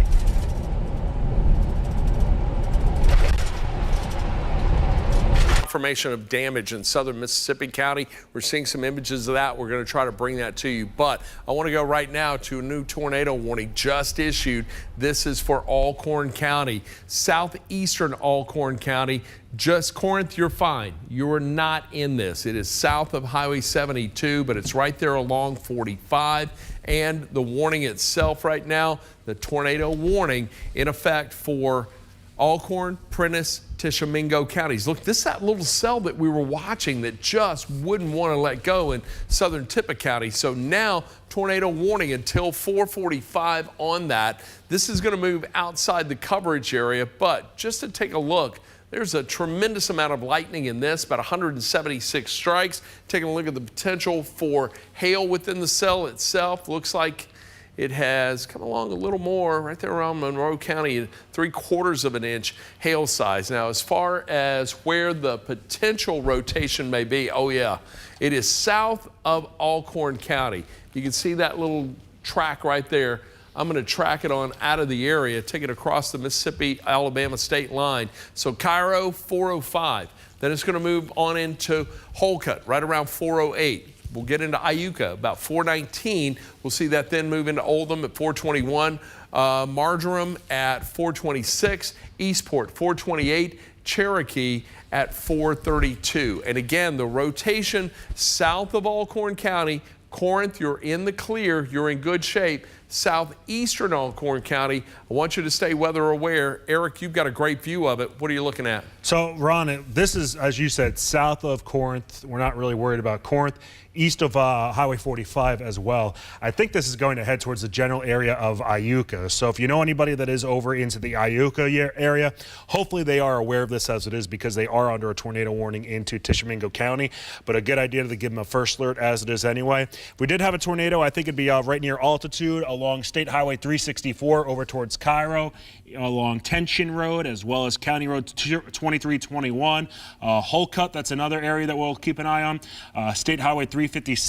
And as a reminder, this is looking now into the far northeastern corner of Prentiss County. You're looking at Prentiss County where Cairo is. You're looking at Alcorn County between Jacinto and Leedy. And then you're looking over into Midway. That's where Tishomingo County is. So your first alert, if you know anybody over into Iuka, over into Midway, in far northeastern portion of Tishomingo County, and really into the far northeastern corner of Mississippi. Make sure that they are very much aware that they have a tornado warning in place right now. Hey, Eric. And this is registering as a 7-1, Ron, on the BTI. I'm going to jump in quickly Yeah. because we have the EMA director of Madison County on the phone right now, Jason Moore, where a tornado touched down in Jackson. Let's go to Jason. Thank you very much, first of all, for taking time out of your day to speak with us this afternoon. I know you've got to be extremely busy, but what can you tell us about Jackson and what occurred there? Yeah, so it was a small touchdown. We did track this all the way out of the county, but as it came into the county, which is about the Midwest part of our county, we have a large industrial section out here that it touched down on the Kirkland's warehouse. At this time, we've evacuated that building, or are in the process of evacuating, but we've had no injuries, so that's a plus. But you know, it was an up and down thing. Yeah. Luckily, we didn't have much debris from that, but you know, we're probably in for another round of it here very shortly. Jason, we're looking at some video right now that was captured as the tornado was moving through, debris being lofted into the air. It looks like predominantly roof damage on that. Any other areas that sustained any damage? No reports of injuries or anything like that? We don't have any injury reports whatsoever. Okay. That's good news. A plus. Yeah. And like I said, the northern part of the county, we do have some photos that were submitted already. but it definitely looked like a tornado. Well, hey, look, I appreciate you taking time out of your day. I know you and your staff are very busy there. We thank you for sharing the information with us. And just a heads up and a first alert, you've got another line that's likely going to get through you in about 30 minutes. There are severe thunderstorm warnings with it. So all of our best to you. We're wishing you and everyone in Jackson and Madison County a safe remainder of the afternoon and evening. So again, Jason, thank you very much for the report and sharing that info with us. Jason Moore, the Director of Emergency Management in Madison County, which took a direct hit from a tornado, the Kirkland's warehouse there near the airport. You saw that video, and now another line of storms coming in behind that, and this is what we're looking at. Let's go ahead and put a track on this and give the folks in Madison County, I'm going to track the whole line and give the folks there in Jackson and Madison County their first alert. Alamo 412, Brownsville 413, Humboldt 427, Medina 440, Jackson 449, should move into Clarksburg right around 508, Luray at 518, and then Lexington at 527. For everybody watching right now, do want to give you your first alert. We've got a lot of activity now along and east of the Mississippi River. One active tornado warning. Alcorn County, southeastern Alcorn County included in that. But this whole line picking up some speed and moving off to the east rather rapidly. Eric, I'm thinking this is going to be out of here by about 7 o'clock. Even though we still have tornado watch in effect until 8 o'clock this evening, that line looks like it may be well out of the area before this watch is even allowed to expire. Thoughts on that? Well, and if you think about it, Ron, too, as far as that watch goes, it did accompany areas that were further to the northeast and to the east of us. And you know that the Storm Prediction Center, they're always going to kind of look at everybody in there, not those first few areas. But I think it's a good idea to kind of give that all clear in a few different areas here across the Mid-South. Right now, I think really Mississippi County, you're in good shape in northeast Arkansas. If you're in Crittenden County, you're in good shape. Over into Poinsett County, Cross County, St. Francis County, Lee County. The only county in northeast Arkansas where I still think you have to keep your guard up is over into Phillips County. If you're in Dyer County right now, I think you're in pretty good shape as well. Really, everybody else aside from that, got to keep an eye out for things right now. I know that there's a lot of people that are over into that DeSoto, Tate, and Marshall County area. We are keeping an eye right now. You don't have a severe thunderstorm warning in place for at least Marshall and DeSoto counties, but you do have to keep an eye just to the west over into Tunica. If we turn around and put a track on this right now, these have been moving off to the east and northeast at about 35 or so miles per hour.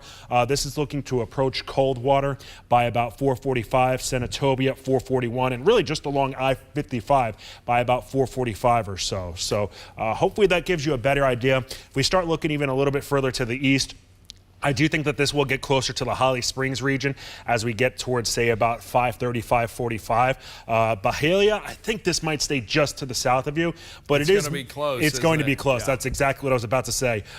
If you're north of Byhalia, as we start getting over towards Collierville, Germantown, Olive Branch, I think you're okay right now. If you're in Sladen, that was an area where we could have seen some tornadic activity earlier today. Keep an eye out for this as we start getting closer to 6 p.m. or so. So hopefully this kind of gives everybody a good idea if you're in northern Mississippi of what we have going on. And Ron, we still do have that tornado warning that does include the far southeastern corner of Alcorn County. Look at that BTI. BTI, that's what I was about to say. There's a tornado on the ground there. Yeah, unfortunately, I think that is that might be the case here.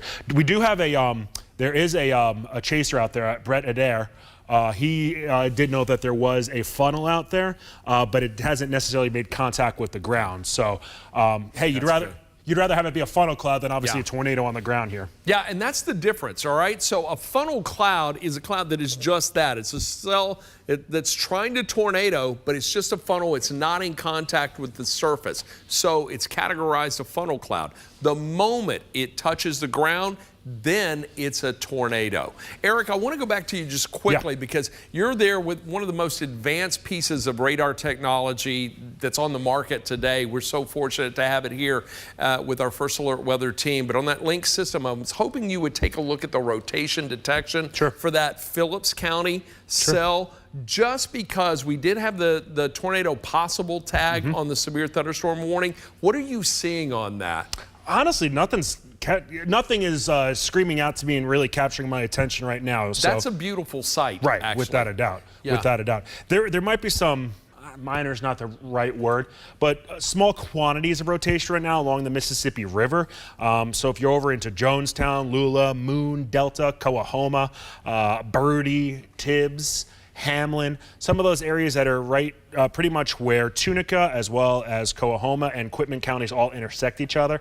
That's where there might be some small rotation around, but overall, as far as the tornadic activity goes, Ron, there's definitely some stronger winds that are out there, but as far as tornadic activity, I think we're okay. It doesn't mean we're obviously in the clear, but if you are over into Como, Sardis, Senatobia, Batesville, keep an eye off to the west right now as far as this general area of Tunica, Coahoma, and Quitman counties is concerned, because this is headed in your direction, whether it be severe thunderstorm warned or not. All right, so far this afternoon we've had 3 tornado warnings, but 3 or 4, I think it's 3 warnings itself. I believe so. Okay, but 1 confirmed tornado, and that was for Madison County. Correct. And Jackson. Confirmation of a direct hit there at Kirkland's. Take a look at this image. Hey, Ron, worthwhile to note, too, National Weather Service is about to cancel the tornado watch, except for Phillips County in northeast Arkansas. Okay, take a look at that image. Can you see that? That's what moved through Madison County. That is what we believe was the tornado that came through there.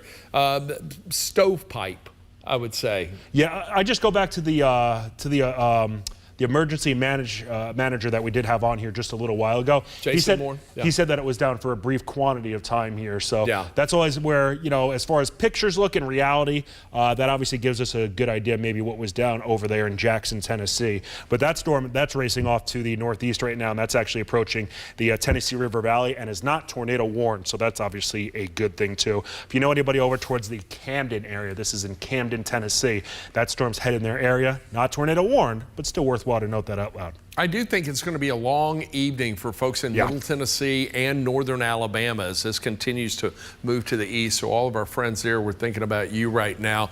But we have this tornado warning right now. That remains in effect for southeastern Alcorn County, although the rotation was outside the county itself. But right now, we're still dealing with this line of storms. And check this out. I mean, the lightning in here is absolutely amazing. So just on this segment of storms itself, we're looking at, what, 193 strikes of lightning?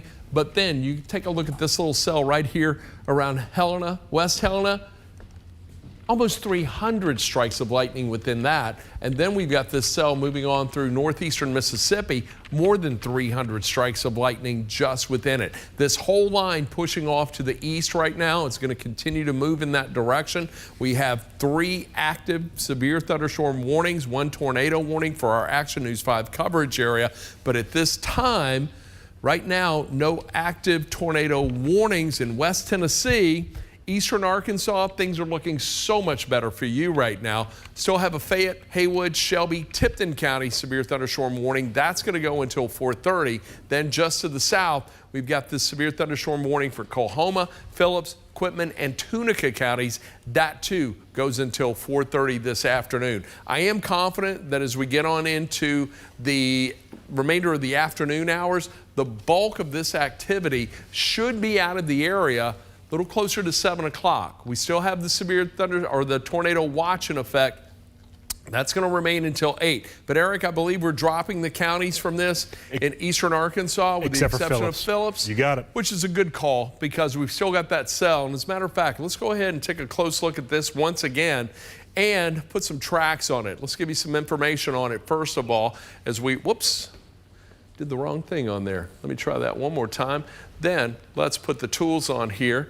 Let's take a look. First of all, we're going to, we just checked out the lightning on that. We had close to 300 strikes of lightning. Now let's take a look at the hail indicator. Anytime you see that lightning counter jump, that's an indication there's some decent hail within it. So we're looking at hail size just over ½ an inch, and that's a loft in the storm. So from the radar itself, we're probably hitting that at about 3,000 feet. So by the time it makes its way to the surface, it may be completely melted or just some pea-sized hail within it. But rainfall rates associated with this coming down at just over 1.5 inches per hour. In other words, if this portion of the cell sat over your home for an hour, you would pick up just over 1.5 inches of precipitation. Now, just to the north of that, you take a look just to the south of Tunica, we're getting rainfall rates just under 1.5 inches per hour. So a lot of activity there. I want to check out spectrum width. That's an indication of turbulence within the atmosphere, and the bulk of it right here. So eastern, southeastern Phillips County, northern Coahoma County. Let me put a track on that. I'll tell you what, let me move it up first and bring it into the middle of the screen so you can see it a little better. So this is the area right here where we could have some strong wind, possibly even damaging wind with this. So I want to track it from that leading edge of the stronger winds. Let's move it off to the east, northeast, just a touch. So this will likely hold together and bring it across and on through Panola County. Clarksdale, 4:15, so about 4 minutes away from some strong wind coming on through there. Then into Birdie, it's going to move in at about 4:19. We'll see that then get into Sledge at about 4:30. 4:36 into Marks, Ballantyne, 4:41. Just before 5 o'clock at 4:55, that's going to move on through the Sardis Lake area. It will continue to move to the east, taking it through Batesville at about 4:59, and then move into Glenville right around 5:06. So that's what we're looking at right now. I want to check out once again to see if there's any indication of potential rotation within there. I see a little bit of a notch trying to form right there, but we're a pretty good distance from the radar site itself. The radar actually does much better in detecting velocity when you're about 75 miles within the radar. You get down to Clarksdale, it's about 90 miles outside the radar located in Millington. See if we can get a better look on just plane velocity, and even then, stuff tough to detect. But I do see just a little bit of an inflow notch. National Weather Service not overly concerned with it, but at the same time, we're still going to watch this because as it continues to move off to the east, we've still got a lot of available energy that is across along Highway 278 and just to the north. So what that means is as this cell moves on into this basically unstable atmosphere, we could see it really pulse up quickly. So we're going to continue to watch this, not let our guard down, but I am optimistic about what I'm seeing, and especially for Memphis and Shelby County. Getting a little bit of precipitation right now just to the north of the downtown area, but south of Shelby Forest, but nothing significant. Even a little outflow boundary coming on through East Memphis right now. Watch me put a little loop on this, and you should see it. What you're going to get, what that is just a little gust of wind that's coming out of the stronger storm that is just to the south. We call this an outflow boundary. So as this portion of the storm is just kind of moving on through, what it is also doing is kicking some wind out of it, and as a result, you get that little area of just a wind gust. There may be a few sprinkles associated with it, but what that also does is help to stabilize the atmosphere as it moves on through. So this is what we're looking at right now. Taking a look once again at the big picture. 2 severe thunderstorm warnings, each of these going until 4:30, I do believe. Quick look at it once again. Severe thunderstorm warning, Fayette, Haywood, Shelby, Tipton until 4:30. Then we've got the severe thunderstorm warning just to the south, Coahoma, Phillips, Quitman, Tunica, that too until 4:30. A couple of tornado warnings this afternoon, one that's just outside our coverage area, but tornado warning right now that remains in effect. That's going to go until 5 o'clock for Benton, Carroll, Henderson County. If you have any family or friends there, they're under a tornado warning right now. And then we've got the tornado warning for Tishomingo County. That's going to go until 4:45. So taking a good look at everything, giving you some idea of what we're working with, what we're seeing. I am optimistic about what's crossing the river and moving through West Tennessee, northern Mississippi right now. Eric, you're checking out the storm threats. What have you got? I think, you know, Ron, as far as, because we have obviously still 2 severe thunderstorm warnings in the area, and I'm obviously just trying to see too what's going on here with the National Weather Service chat. I think the area that's further to the south that overall poses a bigger threat of being, I don't want to say more legitimate, but stronger here. That than necessarily to the north. 278? Yeah. Right there. The Yeah. 278 corridor. That's the one I think to kind of keep an eye on here. And it looks like there's at least something trying to get its act together here over into Coahoma County. So let's dive into it right now as far as some of the information and the numbers that are on that. It is a 5.9 on the BTI scale here. That hail size is about, it looks like it could be over towards the quarter size maybe region, the quarter to nickel sized hail over there. And the Ville density, that's something I've been keeping an eye on as well. We have been seeing that number kind of fluctuate here between about a 3.5 and a 4.5. So if you do have any sort of objects that are outside, good idea to bring them on inside here if you're along Highway 278. So this way you could kind of protect yourself from just really any sort of debris that could be occurring here. As far as what we have going on with that storm, it is still severe warned right now for the potential of 1 inch in diameter hail as well as 60-mile-per-hour winds. But there is at least some potential rotation within there as well. So keeping a close eye on that right now, Ron, as we kind of see this given storm evolve here just a little bit. Yeah, we're going to watch that closely. Patrick just texted. He's got the outflow on the. Excuse me. I got you. Outflow on the camera. Yeah. Hey, let's go jump over to Patrick, see what he's got going on.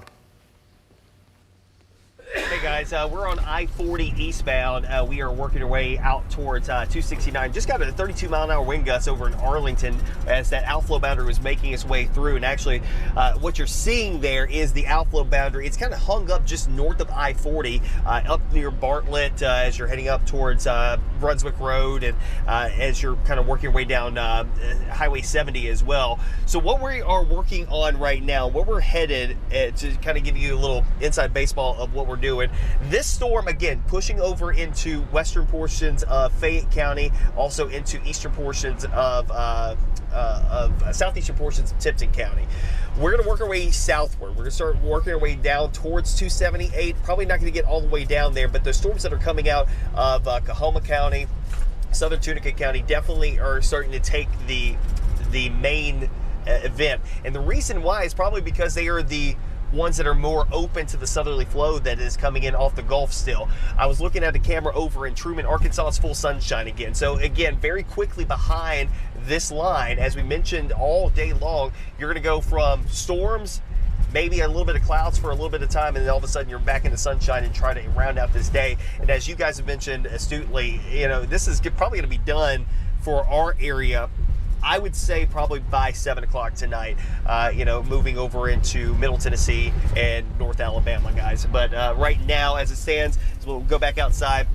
There's your outflow boundary as those storms are generally weakening, but they're still pretty strong. Again, moving through Mason, up along Highway 70, back up towards Brownsville, even into Haywood County, and then farther down to the south, of course, the main stuff that we are going to keep an eye on. So a couple of severe thunderstorm warnings that we are tracking, and then the issues of 2 tornado warned storms off to the east of us.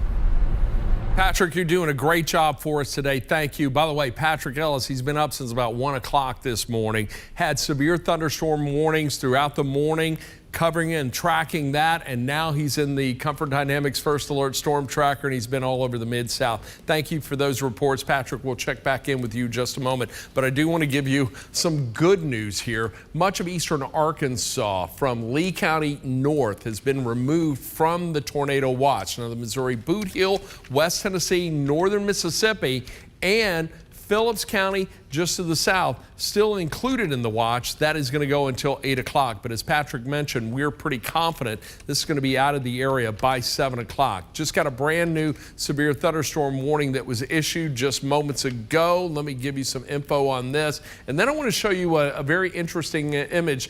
Eric's working on bringing that up right now. Crockett, Gibson, Haywood, and Madison County, you are under a severe thunderstorm warning until 5 o'clock. So Gibson County, Trenton, Dave Brown's hometown, you are under a severe thunderstorm warning.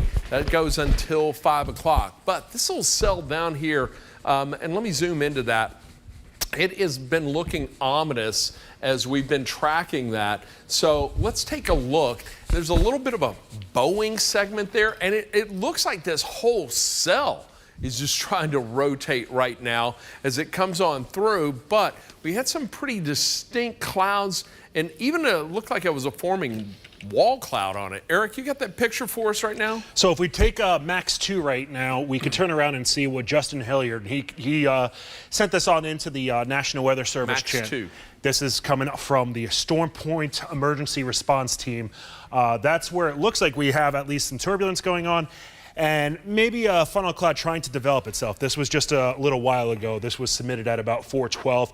Right now it is 4:20. It's a little ugly, but it's still, it's not as textbook. Right. But at the same time, there's distinct rotation within that. Right, agreed on that one here. So this is over into Coahoma County in Mississippi. So even though you're not within a tornado warning right now, if you're over into, I'd say, Sledge, Crenshaw, Falcon, Tibbs, over towards Gerlach Mill, Birdie, some of those areas that are in far northern portions of Quitman County, the far northeastern corner of Coahoma, and into southeastern Tunica County.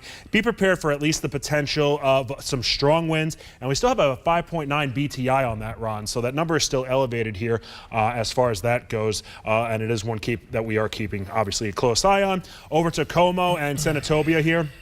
This given severe thunderstorm warning, it is moving off to the northeast. Let me get one more look at that at 45 miles per hour. So if we put a track on that whole entire little cluster of a severe warned storm right now and race it off to the northeast here at about 45 miles per hour, this is looking to be in Falcon at 430, Sledge at 431, Senatobia at 451, Como at 252, and Sardis at 458. So Ron, I'd say going off of this right now, really between about 4:50 and 5 o'clock, this is when it will be crossing over I-55. So if you know anybody that's traveling maybe from Jackson to the north, or if you're maybe in Hernando traveling along 55 to the south here, avoid being along this road really between 4:50 and 5 o'clock, because if nothing else, there's going to be heavy rain, some stronger winds, and we're keeping an eye, obviously, Ron, as far as tornadic activities possible too. And Melissa, our producer in the booth, I know William Frog, our local storm chaser, he's got a live streaming feed up, and I think he's by that storm. If you can find that and bring it to us, we want to take a look at it. Yeah, it is ominous, Eric, and listen, the potential for wind damage within that seems pretty significant. Let's take William's live feed right now, and I got to send a big shout out to this guy. Look, he's got another full-time job, but whenever there's severe weather, he's always out there in it. You can see the towering cumulus clouds just to the left of the screen there as we're getting his live view. It's a little choppy, but still gives you a good idea. And look, that blue sky and sunshine, not necessarily the greatest thing to see right now, because that could add a little fuel to the storms and the cells that are moving on through. So not sure where he is on that.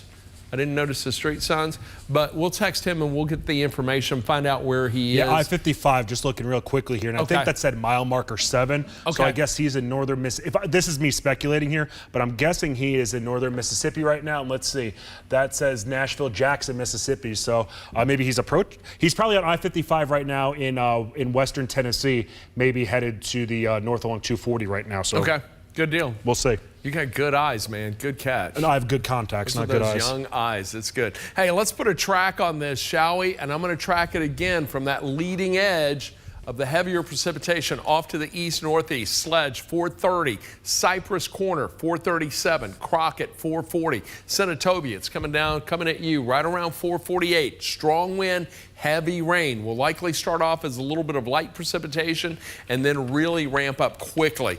Then gets on into, again, Senatobia, 448. Como, 450. Sardis, 459. And then we'll move into Aiken right around 505. Now, taking a look at this, and let's just put a little slice on it and see what's inside of this, and we'll track it from, we'll start off on that leading edge of it right there. I don't even see a hail. Well, looks like there may be a little hail just under 10,000 feet. I'm not sure if that's heavier precipitation or not. Looks like there's a little something that's right here, right around 25,000 feet. And then it's just kind of coming down right here. So that may be dropping a little bit of hail down on the ground itself. But overall, I think in general, well, let me go back and take a look at the home view, and then we'll zoom back in once again on this, and I'll take a look at the hail tracker itself. So right now, No significant hail within it. Oh, wow, I say that. That ramped up quick. That ramped up very quickly. Let's take a look at this, just to the north of Clarksdale, south of the Coahoma-Tunica County line, right there on Coahoma. There's some big hail that's associated with this.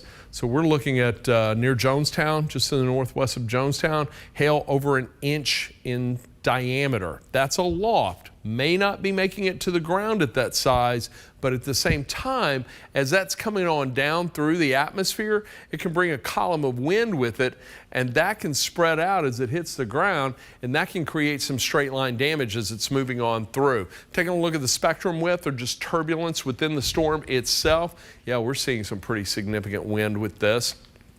And what I'm looking for, and I know this looks a little crazy right now, but I am looking for the areas of orange and red pixels. Right here, we're seeing some decent wind with this.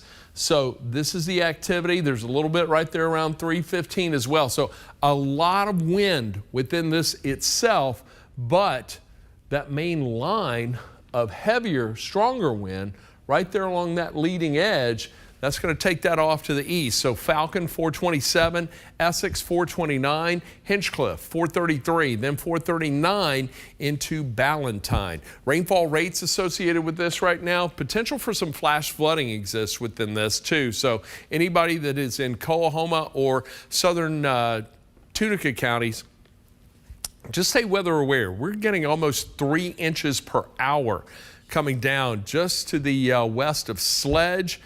That is in just to the north of Quitman County, well north of Highway 278 itself. But that gives you an idea of the heavy rain. Jonestown, you're looking at rainfall rates just to the north of you, more than 1.5 inches per hour. So again, we're faring well. Yeah, Eric, what do you have? So I will say that that is an area too, going back to early April, that had a lot of issues with flooding, standing water in the area. I remember I did go down there to Clarksdale for one of their music festivals that they have. I think they have another one actually coming up here for Memorial Day weekend. But that there was a lot of standing water there.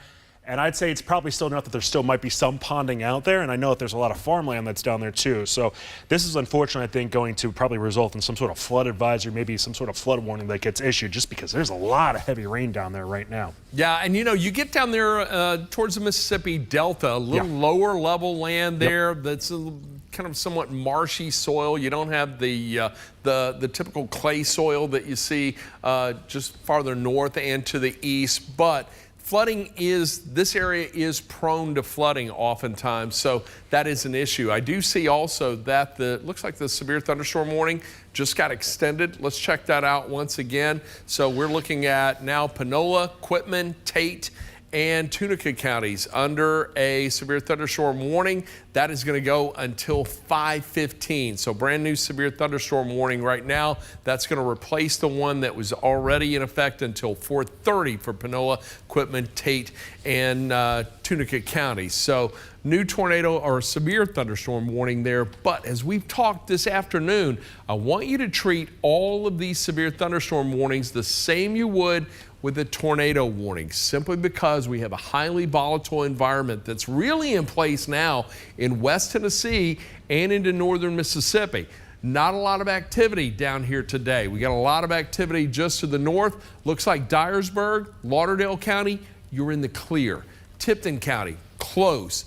Mississippi County, you're in the clear. But in this area right here, not a lot of precipitation earlier today, and we've had some decent daytime heating in the area. That is going to be some fuel for additional storms to form. Right now, we are looking at Shelby County. I think we've got a brand new severe thunderstorm warning. They're all overlapping right now. I think they're probably going to eliminate that one that does include, I would lean towards it. You think so? Because it's just rain right now. Well, and Ron, there you go. It's set to expire at 4:30, and it's 4:29 and 40 so seconds. That's gone in a minute. So they have now, let me clear this off. So basically, they're just issuing a warning downstream for this portion of the cell right here. So let's check this out and see what the timing is on that. That's now going to go until 5 o'clock, so about 30 minutes on that. Let me clear this off. And then we've got the other one just to the north. That includes Madison County. Crockett, Gibson, Haywood, Madison County also until 5 o'clock. But let's put a track on this portion of the storm itself. So that Ron, line crossing, yeah, what do you got, Eric? Those are warned for 60 and 1 as far as 60-mile-per-hour winds and 1-inch in diameter hail. And the National Weather Service is noting that those are now moving to the east at about 55 miles per hour. Oh, so. Then I tell you what, I'm gonna adjust my track on that. I'm gonna come back. What have you got for us? You want to take it? I got you. So Ron's going to put on a much more specific track right now, but I want to give you guys that are over into Haywood County, over to Crockett County, as well as Madison County, and even into the northern portion of Fayette, as well as Hardman County, is your first alert, so you get some of that timing underway. Let's dive into it right now. And as I said, this is moving off to the east and northeast here at about 55 miles per hour. Let me get rid of that right there. I misclicked. If we dive a little bit closer to this line right now, here we go. So this is almost kind of paralleling really I-40 right now for the time being. If we put this track on this right now and continue it off here at about 55 miles per hour, notice that we don't have McNairy County within this. So I think we're in pretty good shape over McNairy County for the time being right now. Medina, 433, Eureka at 436, Denmark at 440, Jackson, Tennessee, you could start seeing the leading edge of this at about 444, Clarksburg at 455, Rock Springs at 455 as well, Wildersville at 5 o'clock, Lexington at 508, Henderson at 513, and Parsons at 525. That's when the leading edge of this severe warned area is expected to move through your region here. As Chief Meteorologist Ron Childers said, we're looking really good right now in Lauderdale County, Dyer County.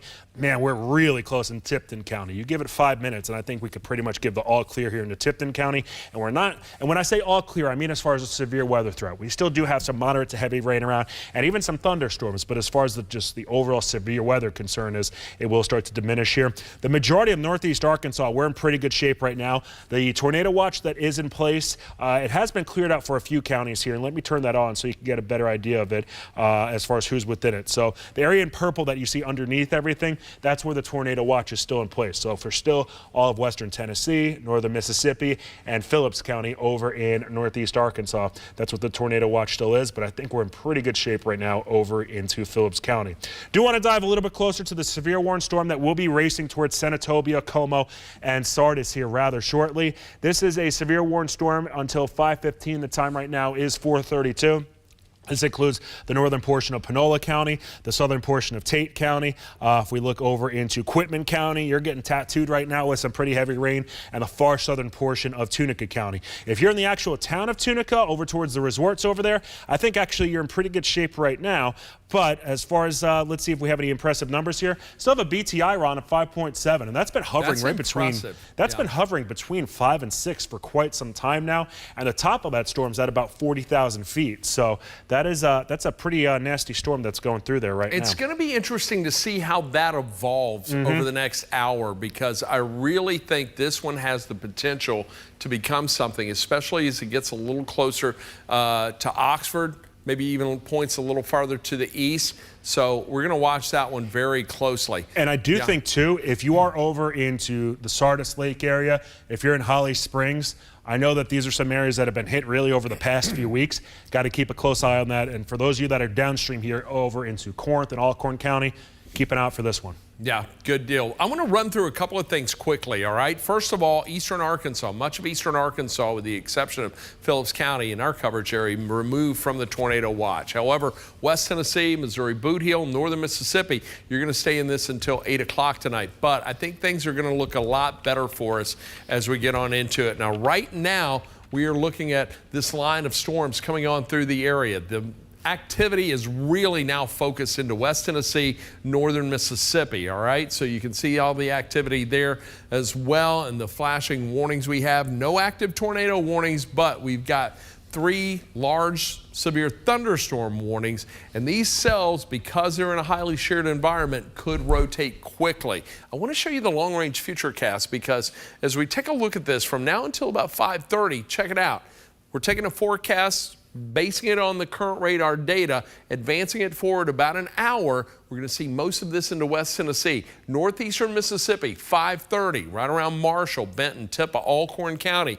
You're still going to see some stronger storms coming through. I think Memphis and Shelby County going to be in the clear with just a few stray showers possible behind. Then from 5:30 to 6:30, we advance it east. By the way, what you're looking at here, this is called CAPE. That's convective available potential energy. But the stronger or higher CAPE values are to our east, and with nothing else developing behind it, we're not concerned about this. But this line, as it's making its way through the rest of West Tennessee and Northeast Mississippi, could really intensify. And as a matter of fact, earlier in our coverage, we talked about the potential for stronger storms from Hardeman, McNary, down to Tippah, Alcorn County, parts of Northeast Mississippi. So we can't let our guard down just yet. But the good news, I think as we get to around 7:30, this whole thing is gone out of the area. Maybe a couple of residual showers developing behind it, but it shouldn't have the activity or the energy to develop to anything severe. By the time the tornado watch expires,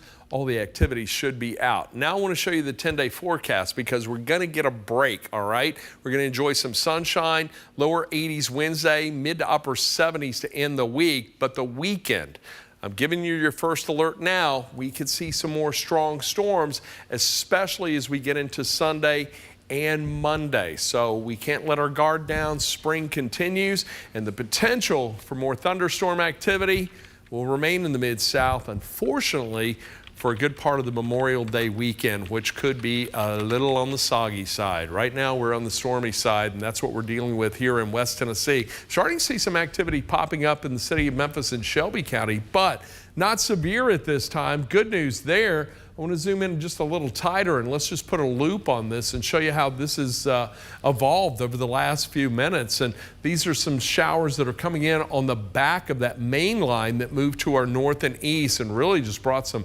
heavy rain, strong wind into northern Shelby County, but now got a little trailing activity. You get some of the outflow on the back side of that. That can give a little lift to some of that warm, moist air that still remains at the surface. So some pretty good downpours from Cordova, Lakeland on into Arlington, and we've got some activity moving on through Fraser and Raleigh right now, along and just to the east of Highway 51. But the big picture itself showing the stronger storms now making that march to the east, and 3 distinct severe thunderstorm warnings. This one for, let me jump out of this. That's for Carroll, Crockett, Gibson, and Madison. Notice that considerable tag with this. The potential for large hail, damaging wind exists within this portion of the storm itself, but that's just outside our coverage area. A little closer to home here, we're looking at a severe thunderstorm warning for Fayette, Hardeman, Haywood, and Madison County. That's going to go until 5 o'clock. And then the severe thunderstorm warning for the cell that's approaching Highway 55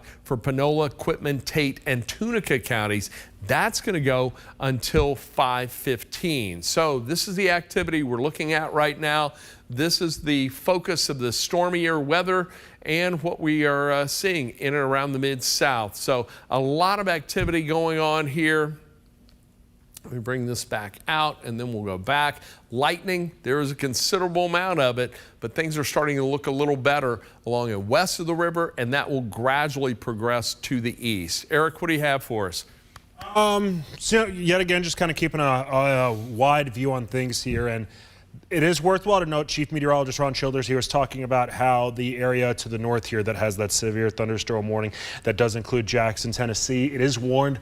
It has a considerable tag on it. When that starts to pop up, that means that some 70-mile-per-hour winds are at least a possibility here. The good news is that it started to move itself further to the east right now and not necessarily into the Mid-South. The thing to kind of keep an eye on, though, just keep this right here, just this little tail trying to develop itself as far as the bottom sort of portion of this. I think really as far as Memphis and Shelby County goes, within the 240 loop, yes, we might see some showers around, but I'm cautiously optimistic where we're at right now.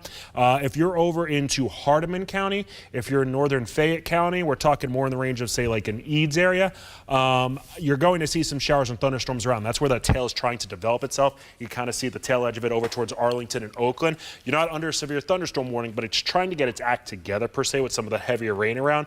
But I am cautiously optimistic where we're at right now. Haven't really talked too much about McNary County, right now you don't have anything going on. Heck, there's even some sunshine in place here, and that's even the case for Hardeman County. A lot of the activity is to your north, but you just got to keep an eye on this little tail that's trying to develop itself, because eventually that tail will develop itself and be an issue over towards Middle Tennessee, and I think it is going to try to develop itself at least somewhere near the Mid-South. So, Ron, right now I'd say west of the Mississippi River, we're in good shape. We still have that tornado watch in place for Phillips County, but I think really as far as the rest of the evening goes for those folks, they're in great shape.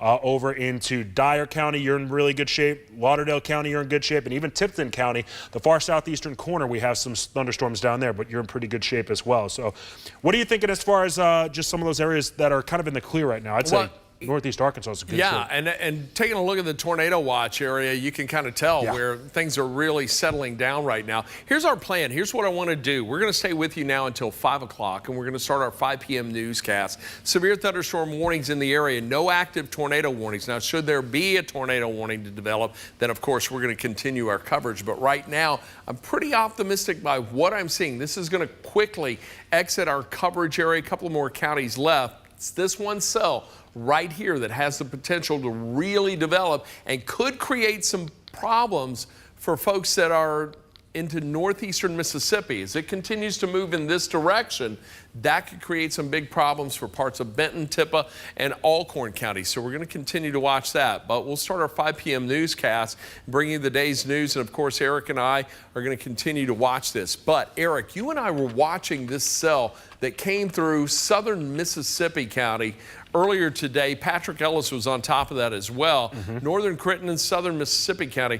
That thing knocked down some power lines, I do believe. Or was it in southern? It wasn't southern Crittenden County, it's southern Mississippi County. Correct. Let me show you these pictures that we got in from damage done there, just from the wind that was moving through, knocking down power lines and poles.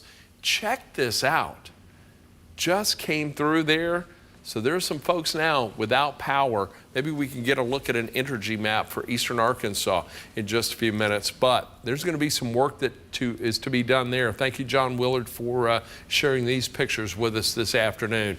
Eric, I think you've got a power outage map on the links. Let's take a look at that. So, Ron, it's looking like right now about 400 customers are without power right into Mississippi County.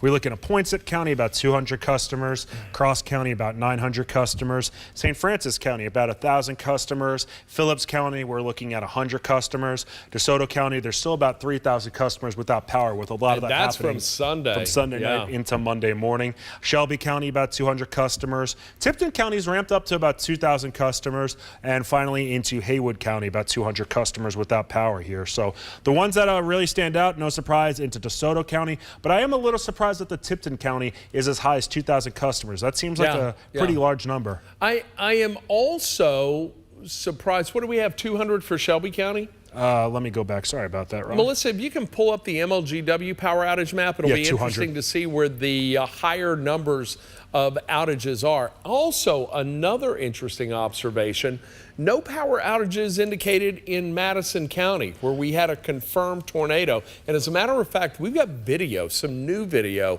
of that tornado that came through there. Let's check this out quickly and show you what moved through. We did get confirmation of a direct hit to the Kirkland's warehouse. That is near the airport there, McKellar-Sykes Airport. Oh wow, did you see that? That was brief. Check it out. Looked like debris was being lofted up probably about 1,000 feet into the air. Check that out. Okay, yeah, that's It's kicking quick. up some sort of barn or something up there, but well, I can't even assume that's a barn. It could be, I mean, it could be anything. Yeah, we don't obviously. know what that is, but you can see it. Boom. Quick zoom in. Almost looked like shingles. Yeah. Really did. The good thing is, though, at least, what was the emergency management official's name? He did know that this was down very briefly, that this wasn't, you know, on the ground for a long period of time. So there, at least there is that. By the way, you got info today on confirmed tornado for DeSoto County. You want to talk about that from Sunday night? Sure. So that was that happened here. I don't remember the time it was off the top of my head. I want to say it was about 10:45 rather. That was on the ground for just under half mile. And it was about 50 yards wide and it was an EF1 tornado that was confirmed to the east side of I-55, just in the Hernando area here. That did occur here on Sunday night. And what accompanied that too was 70 to 80 mile per hour winds that covered a larger area than just that EF1 tornado. So the good thing is, at least about Hernando and really DeSoto County as a whole, we're in pretty good shape as far as the severe weather side of things is looking here. If you're into Tate County, because I know that there's a lot of areas between Tate and DeSoto counties, we're keeping an eye on Tate County right now, especially closer to Senatobia.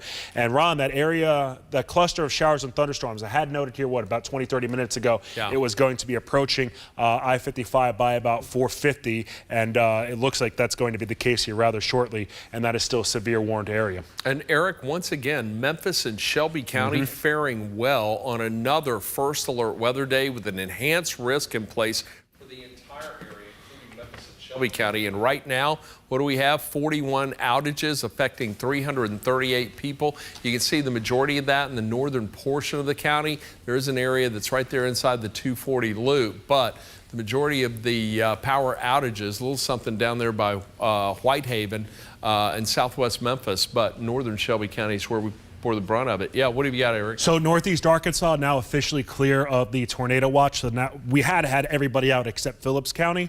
Good thing about that. And also into the Missouri boot heel. I know that Chief Meteorologist Ron Childers, he's got that popped up right now. Hasn't updated yet. Right. But all Missouri boot heel's out, as is Phillips. All the other counties, Arkansas, DeShay County, no longer included in this. Still remains, though, for West Tennessee and for northern Mississippi. And our main concern right now is going to be this little cell right here that is starting to approach 55. I haven't put a track on this just yet, or in a moment. Let's check it out. First of all, a lot of lightning in there. We're looking at about 187 strikes of lightning overall. Checking it out right now for the potential for some hail.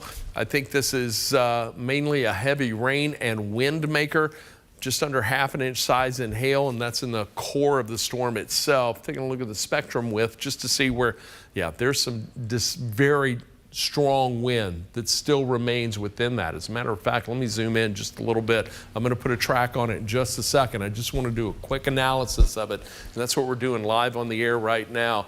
And let me check this out for any potential rotation. I don't see it, but what I do see, Eric, these little areas right here, that's where we could have a bit of a wet microburst coming into play. In other words, as the rain is coming down, even a little bit of a hail core suspended aloft, as it comes down towards the surface, it's bringing air with it.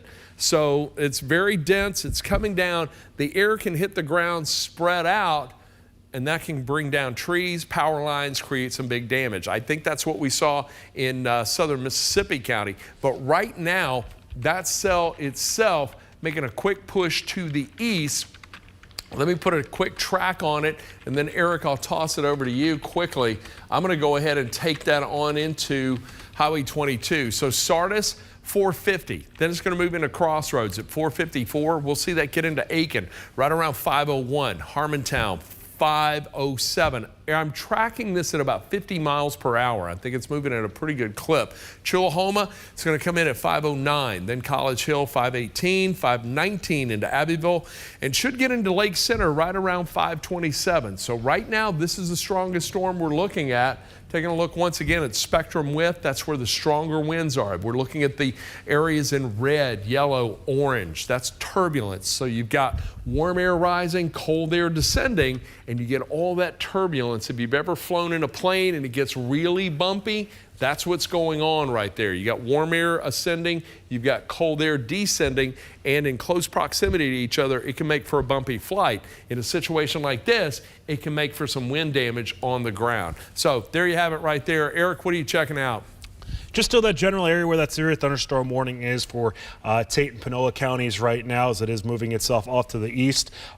Keep an eye over towards Holly Springs as well as Hickory Flat, really throughout Marshall County. I'd imagine that this is going to be severe warned for Marshall and Lafayette counties here over about the next half hour or so. But the good news is, at least as far as this specific warned storm goes, I believe it still only has 60-mile-per-hour winds and 1-inch in diameter hail as far as the warning on it. And that's the minimal threshold you need in order to have a severe thunderstorm warning in place. Even as far as the potential turbulence that's within the sky that Chief Meteorologist Ron Childers was talking about here, I'm not seeing anything popping up on the storm winds that's really eye-catching right now, so that's obviously a good thing. And the rotation detector isn't picking anything up too crazy as well. And Ron, even as far as these skit numbers go here, looking at a BTI of about a 4.3 and a 5.3. So those aren't nothing numbers, but as this does start to move into some air that could allow for some development as we start going over into Lafayette County, into Marshall County. We'll keep an eye on it right now, but we are cautiously I think we're doing okay, about as well as we could have hoped for right now in those areas. But there still is time to go before this is set to clear out of the Mid-South. Want to go look further up to the north now into far southern portions of Haywood County. That's where there are some strong winds. Your first alert, if you know anybody over towards Henderson or Denmark, this is expected to reach Denmark by about 4:59. This is Denmark, Tennessee. Jackson by about 5:11 and Henderson at 5:19. The BTI, or the Barron Tornado Index number on this, is a 4.9. And as a reminder, that is a scale of 0 to 10 right now, with 10 being confirmed tornado pretty much on the ground, and a 0 meaning we're not worried about any sort of rotation whatsoever. So a 4.9 obviously splitting that in half right here, so that is something else we will keep an eye on. And around the last one I want to kind of just note here, we have another a little skip marker that popped up just to the east of Lakeland, kind of near the 269 and 40 area over towards Arlington. That's a 4.2 as well. So if you are over in Eads or Oakland, while you're not under severe thunderstorm warning directly in those given communities, even though there is one in Lafayette County, keeping an eye out for that as well, for the potential of some stronger ones that could be embedded as well. I tell you what, there's some heavy rain in there too. We'll check that out again in just a moment. Meteorologist Patrick Ellis has been going since the early morning hours, and he is in the Comfort Dynamics First Alert Storm Tracker right now. I want to check in with him. Patrick, tell us where you are and a little bit about what you've seen and where you're headed. Hey guys, we are on I-22 in Marshall County. Just went past the Byhalia exit here within the last couple of seconds. Take you back outside. Again, we're on the eastbound side of I-22 heading past Byhalia. We're trying to get out ahead of that storm that's coming through, crossing I-55 here right now from Senatobia down to Sardis and moving out to the north and east. So we're going to try to get on it as it approaches Holly Springs. So far, we've seen a couple of things here just within the last probably, I don't know, 15 minutes or so. So we were coming down I-269, coming past Arlington, going down towards Collierville. We left that outflow area up there along I-40, and all of a sudden it was sunshine. It was, you know, as quickly as the storms were there, the sunshine was back out. I mentioned this maybe about 30 minutes ago. Looking at some of the cameras west of the Mississippi River, it's quickly become sunshine. I looked at a camera at Reelfoot Lake, sunshine, and literally the storms were maybe about 10 or 15 miles to the east of there. So as quickly as the storms come, the sunshine will come behind it. This is going to be a quick drop off in these storms, but obviously still, as these storms are moving off towards the east, we're still going to have an active period of time. Take you back outside again. I-22, we're approaching, I think this is going to be, next one up is, I think, Victoria Road and I-22. So that's going to be the next exit that's coming up here in the eastern side of Byhalia. We should be in Holly Springs about 10 or 15 minutes or so, and we'll get a report from there coming up during the 5 o'clock hour as we get ready for that storm that's making its way across Tate and Panola counties. Northern Lafayette and southern portions of Marshall County need to get ready for that one. Patrick, good work there today. Thank you very much for the long hours. And look, Patrick, severe weather hits, he grabs the keys, they're in the storm tracker, and off they go. So we'll check in with him again coming up on Action News 5 at 5. We'll start our newscast at 5 p.m. In the meantime, meteorologist Eric Brill and I tracking a lot of storms, still dealing with a lot of activity in and around the area, but things are faring nicely for us right now. Despite the heavier precipitation we've seen in and around Shelby County, most of it north of the 240 corridor. We've had little of anything inside the corridor itself. Heavier rain now starting to make its way into northwestern Fayette County as it rides along I-40. Precipitation exiting Shelby County, a calmer pattern emerging, and it looks like we're going to wrap up the day on a nice note here in the city of Memphis, but we've still got a lot of activity working its way through the area, and more specifically, this storm that's making its way through northern Mississippi. I'm going to come back to that in just a moment. Let's put some quick tracks on this activity right here. We'll take you up to about 5 o'clock, and then I'm tracking this again at about 50 miles per hour. I'm going to track this little portion of the storm that's moving through southern Madison County. It's moving off through northern Fayette County. It's going to move on into northern Hardeman County and may clip McNairy County, but continues to move in that direction. Really, the general movement of it is east-northeast, but just to give you a general idea of where it's going in communities that could impact Fayette Corners right around 457. It'll move into Cloverport at 504, Whiteville 508, Tune 515, then into Hendersonville 524, Hickory Corners 533, then it moves into Finger at 537, Sardis 547. Very heavy rain, a lot of lightning in there, possibly some small hail, some strong gusting wind. So that's what we're looking at with that portion of the storm itself. Taking it back to the big view and looking at this cell now that is moving through northern Mississippi. That's the one that's going to be impacting southern Marshall and Lafayette County. Tate County east of 55, very heavy rain and some gusty wind coming on through there right now as we put a track on that leading edge right there, and I'm tracking it from the heavier precipitation. And I tell you what, I'm just going to go ahead and take it all the way to the east. So Aiken, 5 o'clock. Then we'll see it move into Abbeville right around 518. Anybody between Aiken and Abbeville, you know where you are. Between 5 o'clock and 518, this is going to be moving through there. 521 should move through Holly Springs. Then Hickory Flat at about 538. Ripley 554, Dumas 601, then into Boonville at 621. We'll see that get into Rienzi at 623. So this is still going to make its way through over the next hour. Right now, just a severe thunderstorm warning in effect, but that is going to remain until 5:15 this afternoon. But that is the one notable storm that we have in the area at this time. The rainfall rate associated with this, it's pretty heavy, especially just to the west of 55. We're getting rainfall estimates more than 2 inches per hour, and heavy rain still falling in northern Quitman County near Crenshaw, just to the south of Crenshaw, just under 3 inches per hour. And also in Coahoma County, we're looking at rainfall rates just under 1.5 inches per hour. Clarksdale, just now moving through you, things should be calming down just a little bit, but just to your east, almost 3 inches per hour. So a lot of activity still moving within there. We were looking at the spectrum width or the wind moments ago, and this is where we're finding the strongest wind. Let's go ahead and put a track on the leading edge of that as it moves off to the east. And I'm tracking just wind this time, all right? So the potential for damaging wind is going to move into Batesville at about 501.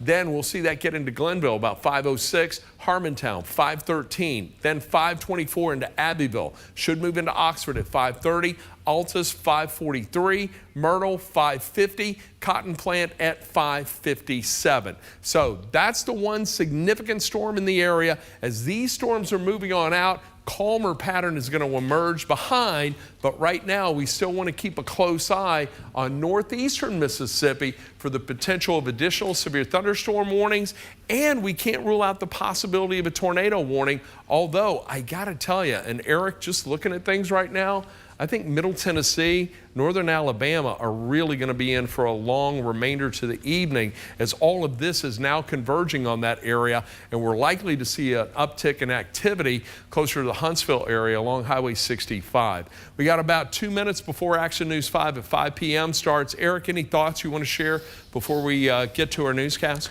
Really, we still do have the pair of severe thunderstorm warnings out right now for western Tennessee.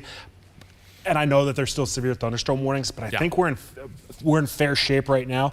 Still keeping a closer eye into Panola County. I think really that's the area of most concern right now, and over towards Lafayette and southern portions of Tate County. Northeast Arkansas, you're in good shape. Really all along 51 right now and 61. We're trying to get some improvement there. But Shelby County, we're in pretty good shape. Tipton, Lauderdale, Dyer County, we're in good shape. Even Tunica County, we're in good shape. And I think DeSoto County, rather, fortunately, Ron, we're in good shape there too. All right, well, we're going to get our 5 o'clock newscast in, but look, for you folks at home, we are not letting our guard down by any means. We're not leaving this until every storm is outside of the coverage area. Patrick is going to remain in our Comfort Dynamics First Alert Storm Tracker. We'll continue to check in with him during the newscast. Eric and I are going to continue to watch these storms and track them as they move on through. But of course, we do want to bring you the day's news. We did get confirmed touchdown of a tornado in Jackson, did damage to the Kirkland's warehouse, damage in parts of eastern Arkansas. We're going to bring it to you all from reporters in the field on Action News 5, which starts right now. Taking action for you.